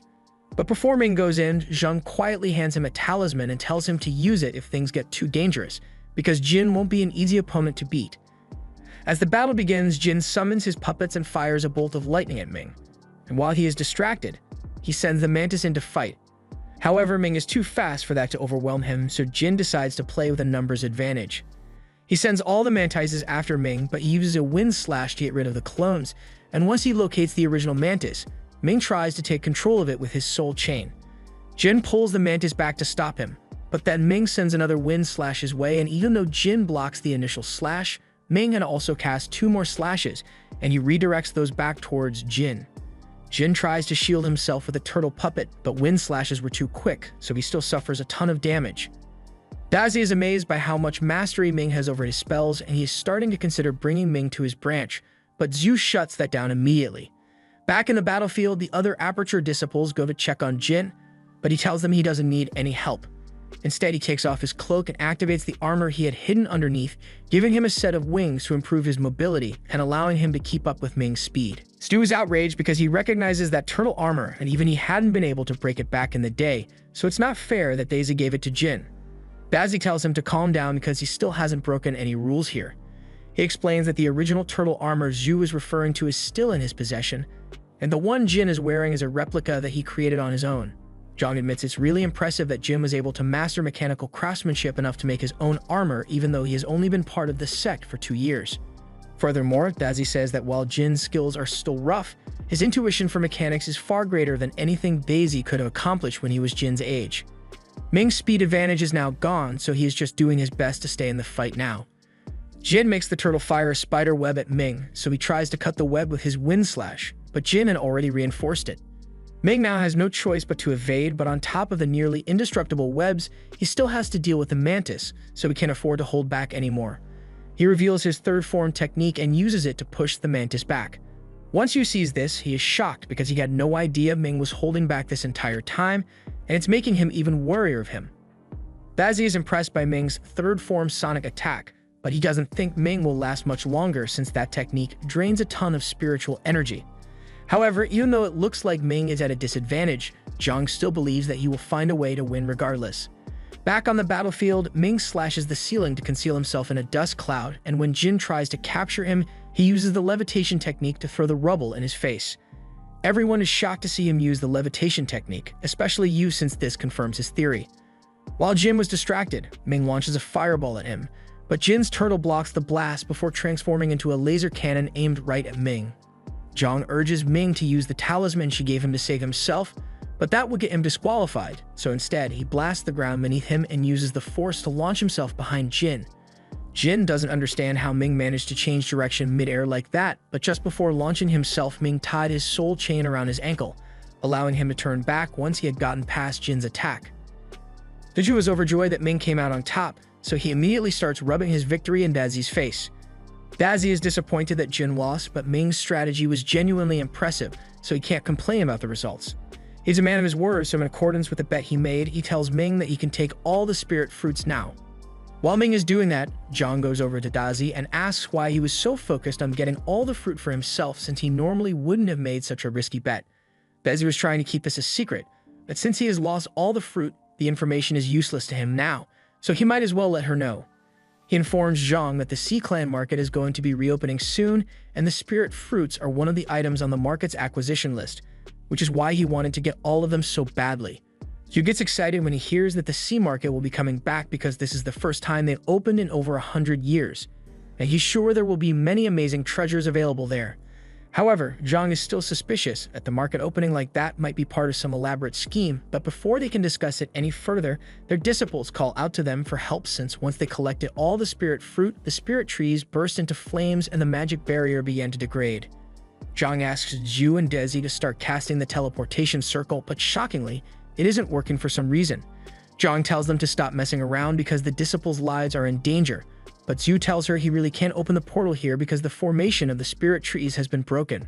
Daisy realizes there's only one thing that could cause the formation to shift like this, so he warns all the disciples to fly upwards as fast as they can so they don't get caught up in what's coming. Moments later, a red dragon emerges from the magma, and Zhang is shocked since this is the same one that was supposedly defeated to create this island, but Daisy tells her that Master Fujio was severely wounded at the time, and he didn't have the strength to kill the dragon, which is why it was sealed under the island. But now that the spirit trees have been destroyed, a formation can no longer contain it. And to make matters worse, the dragon has already broken through to the crystal formation stage, so it won't be easy to defeat. Desi points out that the dragon's energy is still unstable, so if they work together, they might be able to kill it on their own. That's all well and good, but John asks what they are going to do about the disciples since they aren't strong enough to fight. Zhu says he will do his best to keep the dragon preoccupied so the disciples can escape, but he's going to need Zhang's help to pull it off. Zhang prepares her umbrella and uses it to boost Zhu and Dazi's power, so the two of them launch blasts at the dragon. This gets the dragon's attention, so it starts heading towards them. But when Dazi tries to slash it with his technique, he is shocked to see his spells bounce off the dragon's hard scales. The dragon begins flying upward in an attempt to escape, but Zhu refuses to let that happen, so he uses his energy to bind the dragon in place while Dazi tries to seal it in a red formation. Once the formation structure is closed, the dragon won't be able to escape anymore. So far, their plan seems to be working flawlessly. But just as the formation is about to close, the dragon forms a sword in its mouth and absorbs the energy from it, allowing it to launch sword blasts that are so strong that even with his turtle puppet, Dazi still suffers a ton of damage. The dragon then turns its attention to the disciples, so Zhang tells them to run away as fast as they can because they aren't strong enough to counter the sword energy. Feng uses wind magic to launch himself, and Yu creates a hole in the wall to escape, but Ming can't do that, so he just flies away in his nimbus. As for the other disciples, Jin managed to save them from the sword blasts by sacrificing a few of his puppets, but there's still one more blast locked onto them and Jin is out of puppets. There's no way they'll be able to outrun it like this, so Wu grabs Jin and Fei and throws them into a cave while he stands in front of them, ultimately sacrificing himself for their sake. As for Ming, he still has a few sword blasts locked onto him, but luckily, Zhang steps in and protects him with a magic barrier, and that buys him enough time to duck into a cave for safety. Zhang is glad that she managed to save Ming, but she has already used way too much energy, so Zhu tells her to wait outside for him. Once Zhang is gone, Zhu turns to Dazi and tells him the dragon has already eaten Wu, so fighting it now would be pointless. The blood has made it stronger than it was before, so the best they can do now is seal it back in the volcano. Meanwhile, Ming is making his way through the volcano's cave system when he is suddenly ambushed by Yu. He mocks Ming for falling for the same trick twice, and now that there is no one around to stop him, he starts punching Ming over and over until he is a bloody mess. And clearly he's enjoying every minute of it. Ming collapses to the floor, so Yu steps on his head and demands that he reveal the location of the treasures that his father stole. He wasn't sure before, but after seeing Ming use the levitation technique perfectly, he is certain that he must be the criminal Liu Ming. He can still remember the day that Ming's entire family was wiped out, and he recalls the pathetic look on Ming's father's face as he was beheaded. He only wishes he had been the one to put an end to that wretched bloodline with his own hands. Hearing Yu say all that fills Ming with so much rage that the dark energy in his body takes over, and a second later, Ming breaks free from his restraints. He was surprised that Ming was able to free himself, but he is still confident that he can kill him, even if he is able to fight back, so he charges up his energy and lunges at Ming. However, Ming gut checks the confidence right out of Yu's body, and it's clear that he's done holding back. Yu tries attacking him again, but Ming is way stronger than him now, so after exchanging a few blows, Yu gets his right arm broken. Yu tries to keep Ming away with an energy kick, but he just jumps over him and shoots him in the back with a fireball. He then grabs Yu by the throat and proceeds to slice him hundreds of times with his wind blades until Yu is left bloodied and unable to move. Yu now realizes that there's no way he can beat Ming, and it's clear that Ming intends to kill him this time. So Yu nervously says, "Calm down, bro, it was just a prank," and asks Ming to spare him. He even promises not to come after Ming anymore if he lets him go, but after everything that has happened, Ming isn't in a merciful mood, so as a last-ditch effort, Yu jumps forward to strike him. Predictably, Ming jumps out of the way, and before Yu can even react, he is engulfed in flames, burning him to death within seconds. Once the fight is over, Ming goes back to normal, and he is completely exhausted, but the cave is about to collapse, so he has to get out of here before he gets buried alive. With the volcano falling apart in all directions, things aren't looking good for Ming, but just as he was about to be engulfed in magma, Zhang comes to the rescue and tells him to grab her hand before it's too late. They manage to make it out just as the ceiling collapses in on itself, and Zhang is really glad she gave Ming that talisman earlier, since tracking it was the only reason she managed to get to him in time. She asks him if he has any idea of what happened to Yu since she couldn't find him, but Ming honestly isn't sure. He wasn't fully in control when he beat the bricks off Yu, so he only has foggy memories of the beatdown, and the more he tries to recall, the worse his headache gets. Zhang can see that Ming is in a lot of pain, and she doesn't want to force him to suffer any longer, so she takes him to meet up with Zhu, and there's no time to waste because if they don't get out of here soon, then the dragon will spot them, and if that happens, they'll all die. The group manages to get away safely, and a few days later, Ming is summoned to Gu's mansion. Outside, he meets Shi, and Shi is glad to see that Ming is doing better since he heard about the incident during the tournament. He asks him how his injuries are doing, and Ming says he received emergency treatment from Zhai, so a few days of rest was all he needed to get back to top shape. That aside, he asks Shi if he has any ideas why Master Gai summoned him here since he's not sure what he wants. Shi tells Ming there's no need to be nervous since Gai just called him here to congratulate him on his exemplary performance in the tournament.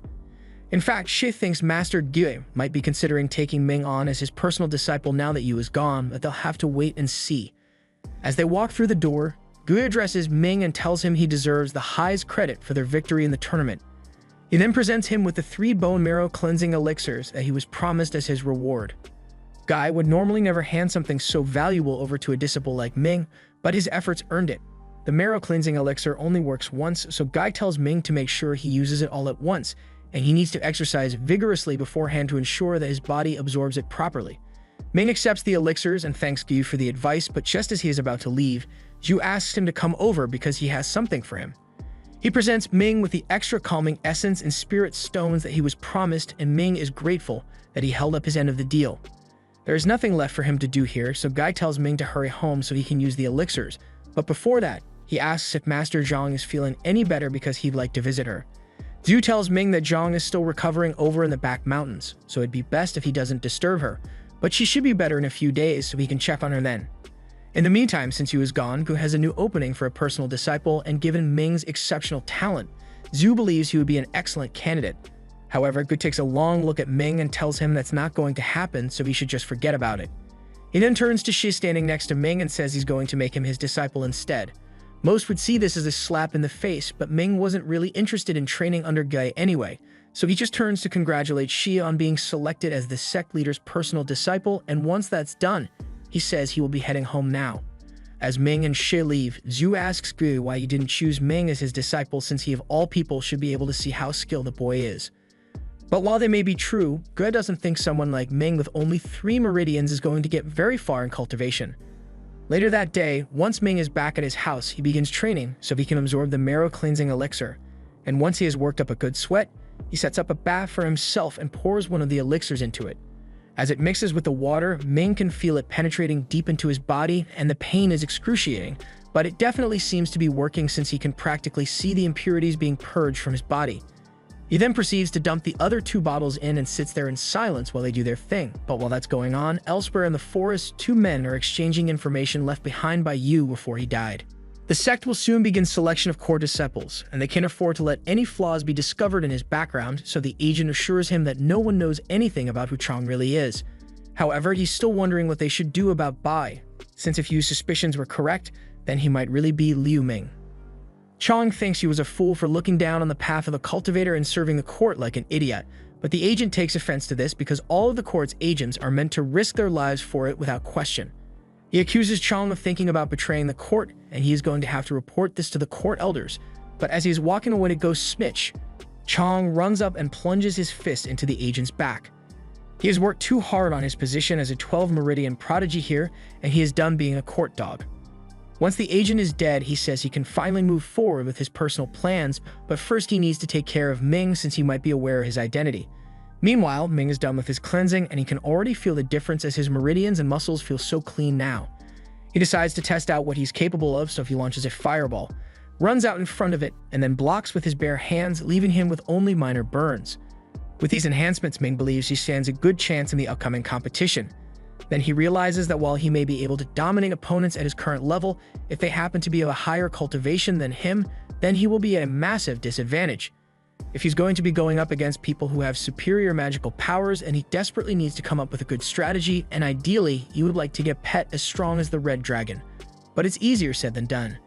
A few days later, Ming goes to visit Zhang, and he is relieved to see that she is doing a lot better now. She takes one look at Ming, and she can tell that the meridian cleansing must have been successful, because he seems taller than he was before. She also apologizes to him because she heard that Guy decided to choose Shi as his disciple instead of him, and she tells him she thinks he would have been a better choice. But Ming says being recognized by her and Zhu is more than enough for him. If anything, he should be apologizing to her because not only did the Red Dragon escape, but she was also forced to sacrifice her treasure in order to save him, so he feels really ashamed. Zhang tells him he doesn't need to feel bad about it since she's just glad they made it out alive. And now that they are aware of the dragon, she and the other elders plan to embark on a mission to hunt it down soon. Speaking of hunting, Ming tells Zhang that he plans to go into the ghost sect's nether realm to capture a spirit to enhance his strength, and she thinks it's a good idea, but the nether realm is very dangerous, so Ming would need to be extremely cautious. The nether realm was created by the founder Sixian himself. and it is known for its incredibly dense yin energy, which is used to imprison many ghosts and spirits. The territory is expansive, so it is divided into 36 pillars, with an inner and an outer circle. The outer circle generally contains low-level spirits, but they get stronger the closer you get to the center. The spirits are classified into the pawn level, the fierce level, general, commander, and king. With Ming's current strength, John believes he shouldn't have any trouble capturing a pawn-level creature and forming a master-servant contract, but he had better not even think of challenging the fierce-level monster, because even if he somehow managed to catch one, the risk during contract formation would be enormous, and he might end up being destroyed. To help him on his journey, she prepares a map of the outer circle for Ming, but before he goes, she gives him one final warning, because aside from the high-level spirits, there are two major calamities present in the Nether Realm: the Soul Clouds and the Ghost Wasps, both of which Ming should avoid at all costs. Over the next few days, Ming makes his preparations to enter the Nether Realm, and he even bought 5 talismans from the gray market to counteract the specters he may encounter. He also bought a talisman crossbow with sun-shooting arrows from his senior in the Qianji Mountains, as well as various other items to repel ghosts. However, once he tries using a storage talisman to put everything away, he realizes that none of them actually works, so the man who sold these to him was a scammer. The next day, Ming heads to the Nether Realm gate and greets the man in charge of it. He barely acknowledges Ming's presence and tells him that entry will cost him 100 contribution points, so Ming presents his ID card to get it over with. Li raises a stick and taps it on Ming's card to process the payment, and Ming looks really disappointed because he doesn't have much money left in his account. Li notices Ming's pained expression, so he tells him he'll help him out a little. Since Ming is in such dire financial straits, he'd hate to see him come back empty-handed, so he says he's willing to sell this spirit locator to him for only 20 spirit stones. The locator is able to detect spirits within a 100-meter radius, which would be incredibly useful since Ming's going in alone, so he doesn't think twice about buying it, and he's really happy with his purchase. Just then, Ming hears someone's voice coming from behind him, so he turns around, and to his surprise, he sees Master Bing and Jilin. Li approaches Bing and asks her what she's doing here, so she explains that she wants to take her disciple to the Nether Realm. Li asks if that means Bing intends to go along with Jilin, and she says she does. Li tells her it's not a problem, but the entrance fee for masters is a lot higher than that of disciples, so most masters usually don't accompany their students. Bing says she's already aware of the fee, and she doesn't mind paying it, so she raises her ID and pays 500 contribution points for her entry. Since everyone has paid their entrance fee, Li asks them to wait out here for a moment since he still needs to adjust the formation of the gate. While he is doing that, Bing turns to Ming and she recognizes him as the boy who came to her a while ago for a possession check. She still doesn't understand how someone as lively as Ming could be possessed, and as a matter of fact, after staring at him for a bit, she realizes he looks even better than he did back then. Ming explains that he recently used marrow cleansing liquid to remove impurities from his body, and Bing is surprised to hear that because Ming must have done something truly extraordinary for Guy to have given him marrow cleansing liquid. She turns to Jilin and promises to get her some marrow cleansing liquid as well when they get back, but for now, Li is done configuring the gate, so they all head up the stairs. However, before they go, Bing stops Li and reminds him that Jilin is entering the Nether Realm for the first time today, so he has to give her the complimentary spirit locator compass. Li awkwardly laughs and pretends that he simply forgot, so he hands a compass over to Jilin, and Ming is left speechless because he had no idea the compasses were meant to be free. Bing's eyes narrow once she realizes what happened, so she tells Ming that Li over here is a notorious con artist, so you shouldn't trust him blindly. She asks how much Li scammed him out of, so Ming tells her he paid 20 spirit stones for the compass. Bing thinks he's stupid for falling for such a cheap trick, but she also feels bad for him. So she tells Li to return Ming's money before she gets him in trouble. Li reluctantly gives Ming his money back and he is about to send them on their way, but all of a sudden, Chong arrives at the gate. Everyone recognizes him as the 12 Meridian Prodigy, and he says he's here because his master sent him to gather some herbs in the Nether Realm. They all get onto the teleportation circle as they are being transported. Ming notices that Chong has been staring at him with murderous intent for a while now, and he is worried that it might have something to do with the incident involving you. Ming wakes up and finds himself in a cave with a short old man next to him. He immediately takes a defensive stance, but the man tells him there's no need to fight because he's just the one in charge of the return teleportation circle. Ming calms down and asks the man what happened to the rest of the people he came with, so the man explains that they all woke up a while ago and have already ventured out into the Nether Realm. Just then, 4 disciples come rushing into the cave, and they beg the man to send them back since their month-long time limit is about to expire, but the man tells them he doesn't want waste extra resources, so he will only activate the portal when they have a complete group of 5 people.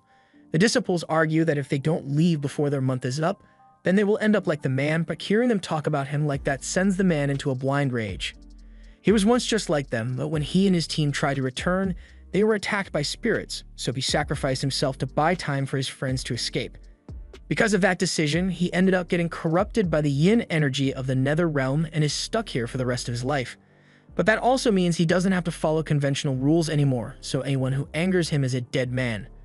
Luckily, Ming already left the cave, so he doesn't have to face the man's wrath, but he still has a long and treacherous journey ahead of him, so he needs to get moving. He also can't shake the feeling that Chong is going to come after him at some point, so he needs to prepare for the inevitable clash.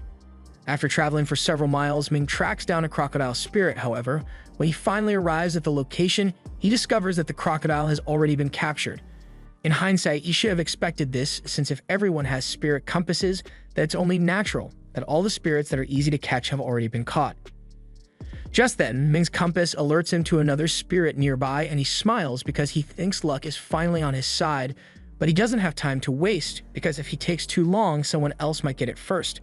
Ming arrives at the location and finds an ox spirit sitting in the middle of the canyon. He begins approaching to capture it, but just as he takes his first step forward, he realizes something's not right. He looks over at the ox and sees red energy flowing from it, so he immediately backs off because it is most definitely a trap. Just as Ming suspected, the ox explodes moments later, and it is revealed that Chong was the one behind it. Ming tries playing dumb and asks why Chong is attacking him when they have nothing to do with each other, but Chong tells him to cut the act because he knows Ming was the one who killed Yu.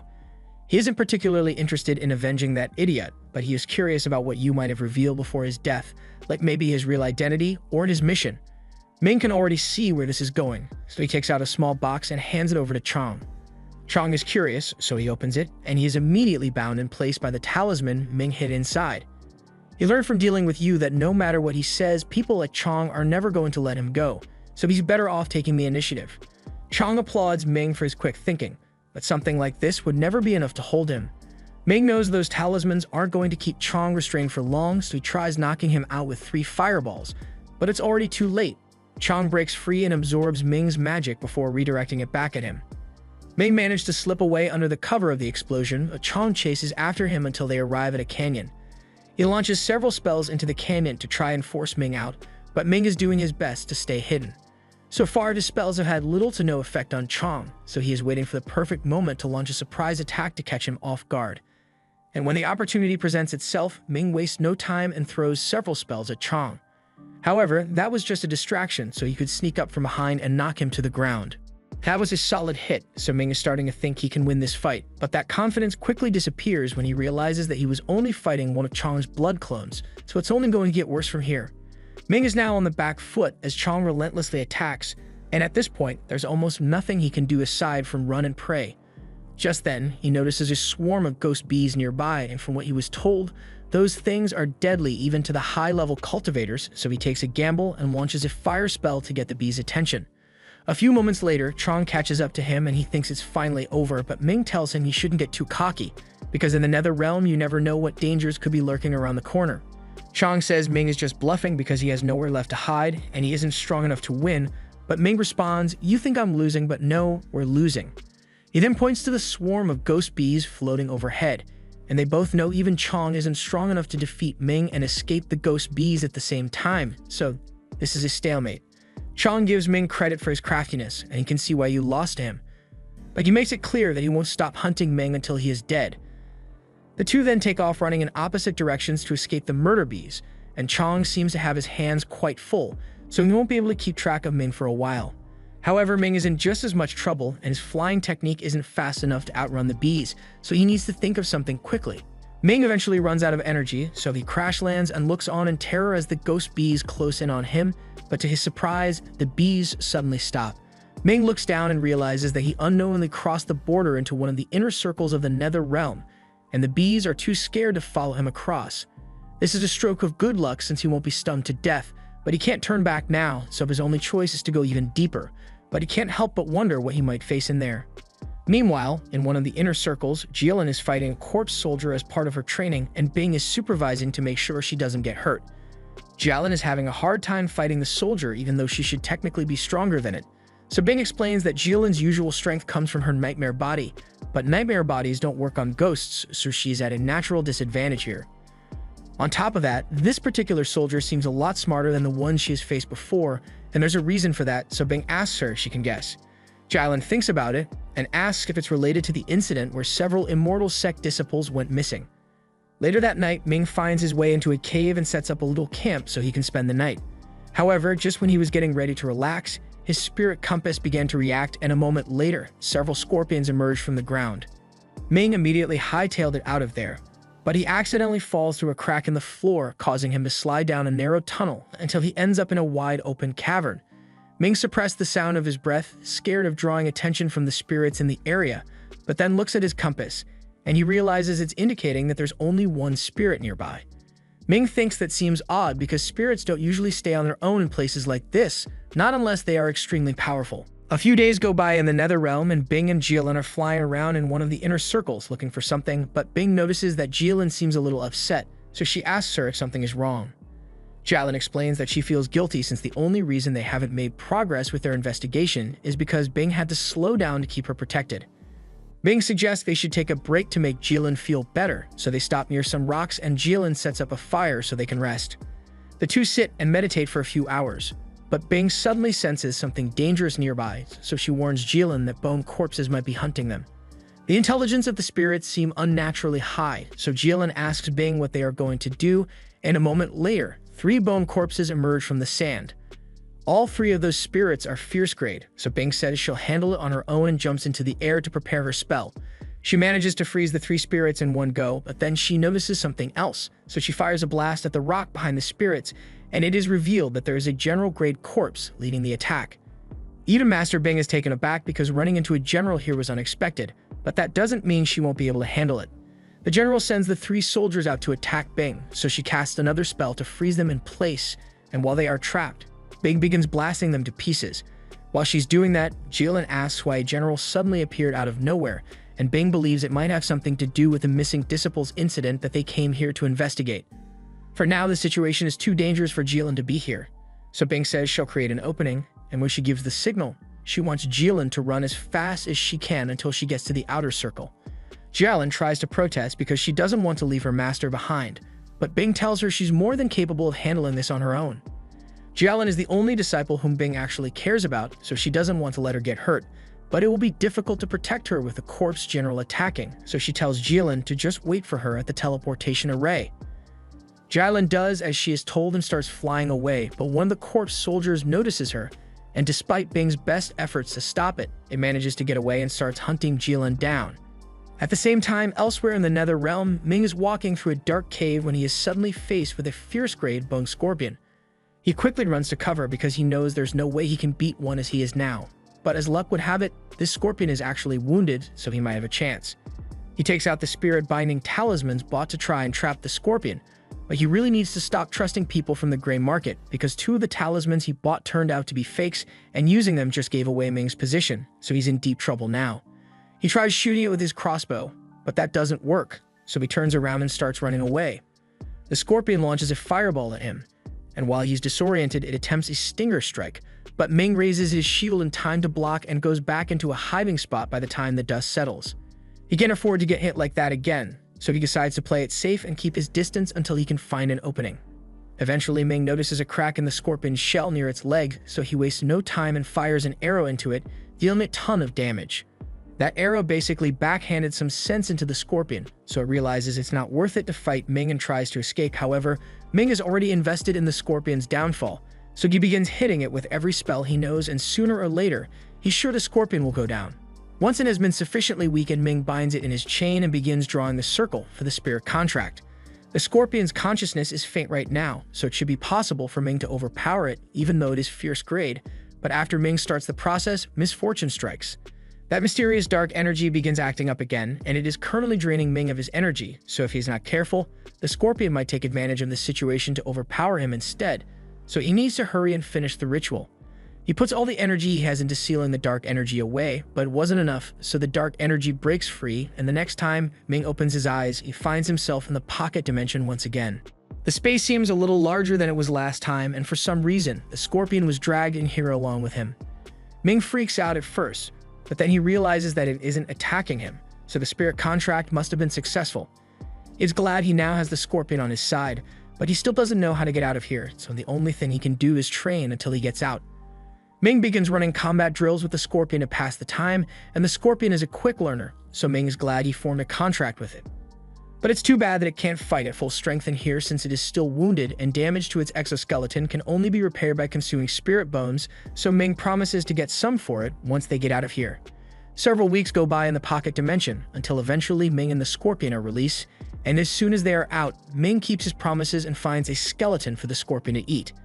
He still isn't sure what that space is, but so far it has been a great help since it allows him to train for a long time without any time passing in the real world. Just then, Ming senses someone approaching, so he and the scorpion hide in the sand and wait to see who it is. Ming sees Jilin descend from the inner circle, and he's a little concerned since he's sure Jilin was meant to be traveling with Bing. He can see that she's being chased by a corpse soldier, so he deduces that Jilin must have been separated from Bing somehow. His first instinct is to go help her, but he is worried that this might be one of Bing's traps to lure out the person they are investigating, and he wouldn't want to mess it up, so he decides to wait a little longer to see if Jilin really needs help. A moment later, the corpse soldier summons a spear and manages to strike Jilin's upper body, sending her tumbling to the ground, and that's a clear sign that she's in danger, so Ming springs into action. The corpse soldier sends its spear after Jilin to finish her off, but at the last second, Ming manages to pull her to safety with his chain. Once Jilin realizes that Ming was the one who saved her, she thanks him for his help, and he points out that her shoulder is poisoned. Jilin explains that the corpse soldier's spear has an effect that prevents her from controlling her spirit energy properly once she is hit. Her bow should be able to damage the soldier, but she won't be able to use it until she has recovered from the poison, so she asks Ming if he can buy her some time. The soldier launches its spear at the two of them, so Ming prepares a fireball to intercept it. However, the frontal spear attack turned out to be an illusion, so the real spear materializes next to Ming and he is forced to block it with his shield. The spear's power is just as devastating as the scorpion's sting, so it breaks through the first two layers of the shield with ease, but Ming learned a thing or two in the pocket dimension, so he is able to counter the spear, and Jilin is amazed because she had no idea Ming was so strong. Ming really wishes he could tame the corpse since it seems like it'd be really useful, but Jilin warns him that's a bad idea. Corpse soldiers are extremely intelligent and hold immense hostility for the living, so even if he were somehow able to tame it, it would eventually turn on him the moment he shows any signs of vulnerability. Many masters within the sect have died that way, so Ming takes Jilin's warning seriously and decides to just rip the soldier to pieces. Jilin doesn't understand how Ming intends to do that when the soldier is so strong. He has a plan. The corpse charges at the two of them, and Ming tries to slow it down by firing spells at it, but so far, nothing seems to be working. Jilin tries to help by using her bow arts, but she's too injured to do much, so Ming tells her to stay back. She says it's too risky to continue fighting and suggests they should retreat, but while they were stalling the soldier, Ming's scorpion made its way underneath its feet.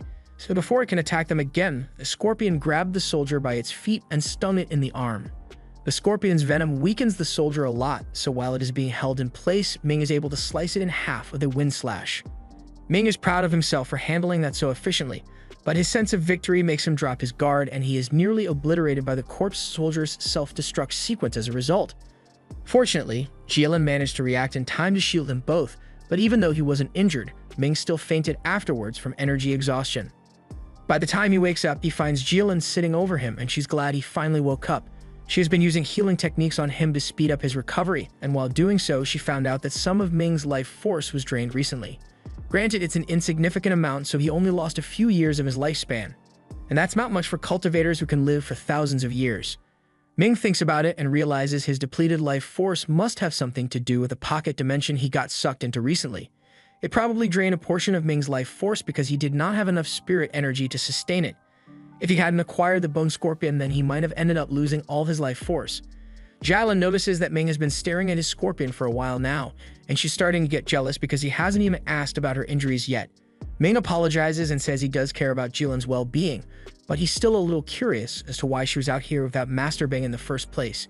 Jilin explains that Bing fought off a general grade spirit to buy time for her to escape, but one of the fierce soldiers chased after her, which is how she ended up here. If it weren't for Ming, she definitely would have met her end here, and her master taught her to always repay debts in full, so she asks him if there's anything she can do for him in return. Ming tells her there's no need to repay him since it is natural to repay a fellow disciple, but Jalen believes he deserves a reward, so she gives him a special spirit pouch. This will help Ming transport his new scorpion a lot more easily, so he tells her he appreciates the kind gesture. Now the only thing left is for Jalen to head to the teleportation circle and wait for Ming to return. And since Ming is pretty much done with everything he needed to do here, he suggests that they should head back together. He does enjoy spending time with Jilin, but the main reason he wants to be around her is because Chong is still after him. And as long as he has Master Bing's favorite disciple by his side, Chong won't be able to attack him for a while. The Nether Realm trip ends without any further complications, but Ming knows this won't be the last time he has to deal with Chong, so he needs to begin making preparations for their next confrontation. Thus, he embarks on a journey to the Wangzhai market. This market is really far from the sect, so he doesn't think he needs to worry about getting attacked by anyone while he's here, especially since fighting is strictly prohibited. After walking around for half a day, he finds a shop which looks trustworthy, so he heads inside and asks the clerk to appraise the items in this box for him. The clerk is happy to help, but when he opens the box and sees what's inside, he immediately realizes that this is above his pay grade, so the box is handed over to his boss so she can do the appraisal instead. Ming is directed to the private guest room so he can meet with Madame Yu, the owner of this establishment, and as he enters the room, he sees a beautiful woman inspecting bone fragments he brought. These were the leftovers from that condensed essence rat, and materials from creatures with condensed essence are quite valuable. She offers to pay him 7,000 spirit stones if he is willing to sell to her, and Ming is pleased to learn that he can earn that much, so he tells her he would like to use the money to buy all the items he outlined on this list. After checking the list, Yu confirms that she has everything that Ming needs, and as a sign of goodwill, she even throws in a 20% discount. Ming is glad he was able to gather all the items he needed so quickly, and he is thinking about heading to a weapon crafter tomorrow, but all of a sudden, he realizes he is being followed, so he ducks into an alleyway to try and shake them off. Unfortunately, that doesn't work, so Ming is now blocked in by a group of mid-level apprentice thieves, and they are trying to run his pockets. Ming really doesn't want to deal with them right now, so he launches a few wind slashes as a warning, but the thieves still think they can handle him, so they all rush in, and one by one, Ming wipes the floor with them without even breaking a sweat. He then runs their pockets as payback, but he finds it a bit strange that thieves like this are still able to operate inside the market while there's increased security. Just then, Ming senses someone approaching him from behind, so he instinctively launches 2 fireballs at them. However, when he finally takes a good look at the person's face, he realizes it was actually Senior Qian, one of the people in charge of maintaining the market's security, and someone he really shouldn't be attacking. It's too late for Ming to cancel the fireballs now, so he tries to warn her to get out of the way, but without even flinching, she effortlessly creates 2 water spheres to put out Ming's fire. Ming is amazed by how easy it was for her to stop his attack, and it's clear that she's a lot more powerful than he is, so he had better not get on her bad side.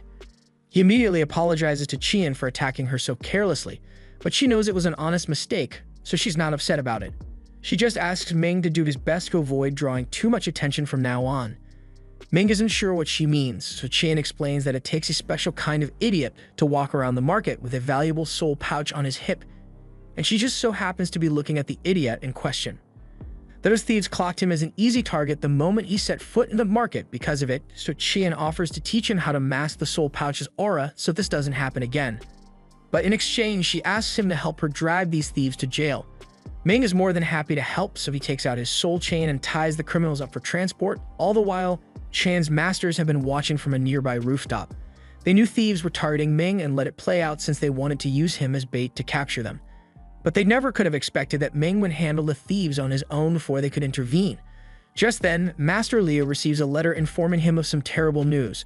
The Red Flood Dragon has apparently appeared in Wei after several powerful cultivators failed to capture it, so it's only a matter of time before the market becomes its next target.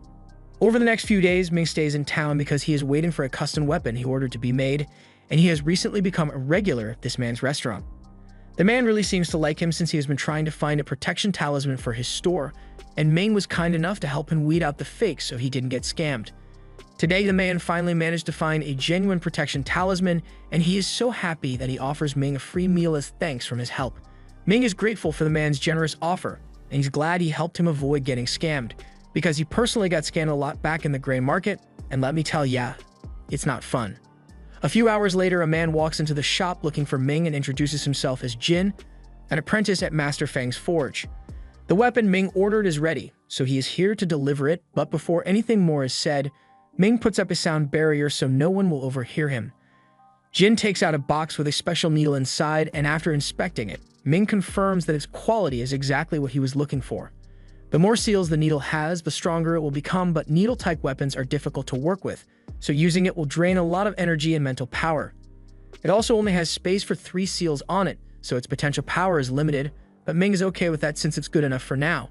Anyway, since Ming is satisfied with his weapon, Jin's job here is done, so he gets up to leave, and Ming says it has been a pleasure doing business with him. Now that he has gotten his weapon, he has no remaining business here. So Ming thinks it's time for him to leave the market and return to his sect so he can start preparing for the grand tournament. But the weather has been getting pretty bad lately, and ships usually leave early on stormy days, so he needs to hurry before the transport for today leaves him behind. He rushes over to the docks, and luckily, he just barely manages to make it aboard the final ship of the day before it departs. Just then, he notices Qian on the deck as well, and this is a huge coincidence, so he asks her what she's doing here. She explains that her assignment here is done, so Master Lu asked her to escort the return ship. However, unbeknownst to either of them, great trouble is heading their way. The Red Dragon is closing in on the market, so all the guards in the area gather together to form a protective barrier. Louis isn't sure they'll be able to defeat the dragon with their current forces, but he already has all the mid-level cultivators on standby, and the sect has been alerted to the current danger, so they just need to hold out until a crystallization stage cultivator arrives. With that said, he's starting to wonder why the dragon isn't here yet, since it has been quite a while since it was seen heading this way. It's almost as if it's not targeting the market anymore. The Red Dragon has a high level of intelligence, and it was injured in the previous attempt to capture it, so it must have realized that challenging the market head-on in its current state would be foolish. Its main priority right now would be to replenish its energy by feeding on some easy targets, and just then Master Liu remembers that a ship full of easy targets had just set sail a few hours ago, so the dragon is definitely going to try going after them first. He tells the other masters that they need to hurry and find the ship that was transporting all the junior disciples, because if they don't, they'll all be eaten. Meanwhile, back on the ship, everyone is still cheerfully chatting with one another. Ming is standing off to the side because he has a lot to think about. He knows Qian is incredibly powerful, yet when she participated in the previous grand tournament, she didn't even make it to the top 3. And if someone as strong as her couldn't win her tournament, then Ming can't afford to make any mistakes. Among the new disciples, Chong is going to be his toughest opponent, but he also has to worry about Lei and Jilin, so he needs to come up with some countermeasures for their abilities. Just then, Ming senses something dangerous approaching as the Red Dragon closes in on them, and Qian senses the danger as well, so she runs out to the front of the ship to protect the rest of the disciples here. By this point, none of them know what's heading their way, but as soon as the dragon comes into view, Ming realizes they are royally screwed. Even with Qian's power, there's no way she'd be able to block a fireball from that thing, so he tries warning her to get out of the way, but there's nowhere for her to go. Fortunately, before the fireball could hit the ship, the masters arrive just in time to save them. Liu tells Qian to take control of the ship and put it in full gear because they are going to need as much speed as possible to get away from that thing. He even uses some of his powers to enchant the ship's thrusters, allowing it to move faster than ever before. However, the incredible speed puts a lot of pressure on one's body, so several disciples pass out and the few that remain have to use meditation techniques to stay conscious. Ming does the same and uses a mana enhancement talisman to boost his shield and keep himself safe. But even with all the extra speed, the dragon is still able to keep up with them and launches another fireball at the ship. Liu deflects it again, but at this rate it won't last much longer out here, so Master Yu says their only choice here is to fight, and the other masters agree with her. But before heading into battle, Liu puts a protective spell on Qian and asks her to get the disciples out of here while they keep the dragon busy. Liu then flies up to join his comrades, and facing the dragon won't be an easy task. But on the bright side, it still seems to be injured, so it can only use around 30% of its strength. And if they somehow manage to kill it, it might be able to finally break through to the crystal stage. The 3 of them begin throwing their strongest attacks at the dragon, and the resulting battle is incredibly fierce, but they haven't been able to do much damage to it so far. Its scales are so tough that most of their attacks have just been bouncing off his body, but they don't have the same luxury because a single one of that dragon's fireballs could wipe them out easily if they aren't careful. They've been able to block all of the dragon's fire attacks so far, so the battle is pretty much a stalemate, but unfortunately, while blocking one of the blasts, the fireball splits into several smaller firebolts, and a few strays were redirected towards the ship as it was preparing to leave. Qian sees the flames approaching, and she knows that if the ship gets hit by something like that, that everyone on board will surely die, so she needs to do something. She walks over to the edge of the boat and prepares to intercept the flames by putting up a water shield, but Master Liu yells down and warns her that what's heading her way is dragon fire, and it's too powerful for her to handle at her level, so she should just run away while she can. Qian is well aware of the risks, but even so, she can't bring herself to abandon her fellow disciples, so she has no choice. She puts everything she's got into strengthening the barrier and forms 2 additional water shields in front of the ship for extra protection. As the fireball strikes, it tears through Qian's first and second shields with ease, but she manages to stop it at the third. She can't let it get past this one, so she strains herself as much as possible to make sure the shield doesn't break, greatly depleting her energy reserves in the process. Thanks to her great effort, she was eventually able to deflect the fireball away from the ship, but it turns out it wasn't enough. The blast still ends up blowing up a portion of the front of the ship, and the resulting exposure sends Qian flying. Ming jumps after her and manages to grab her body before she could fall overboard. However, all the prior exertion has left her unconscious, so Ming goes into Qian's soul pouch and forcefully summons her spirit familiar. He puts Qian on the bird's back and tells the bird to get as far away from here as possible. A few moments later, Qian wakes up on the back of her familiar, and she's horrified by the sight she sees because the ship is completely falling apart and dozens of junior disciples are falling overboard as we speak. As for Ming, he has managed to keep himself on the ship's deck, but watching so many of his peers fall to their certain doom right in front of him is really difficult. This was the end of episode 15. Subscribe to not miss the next part.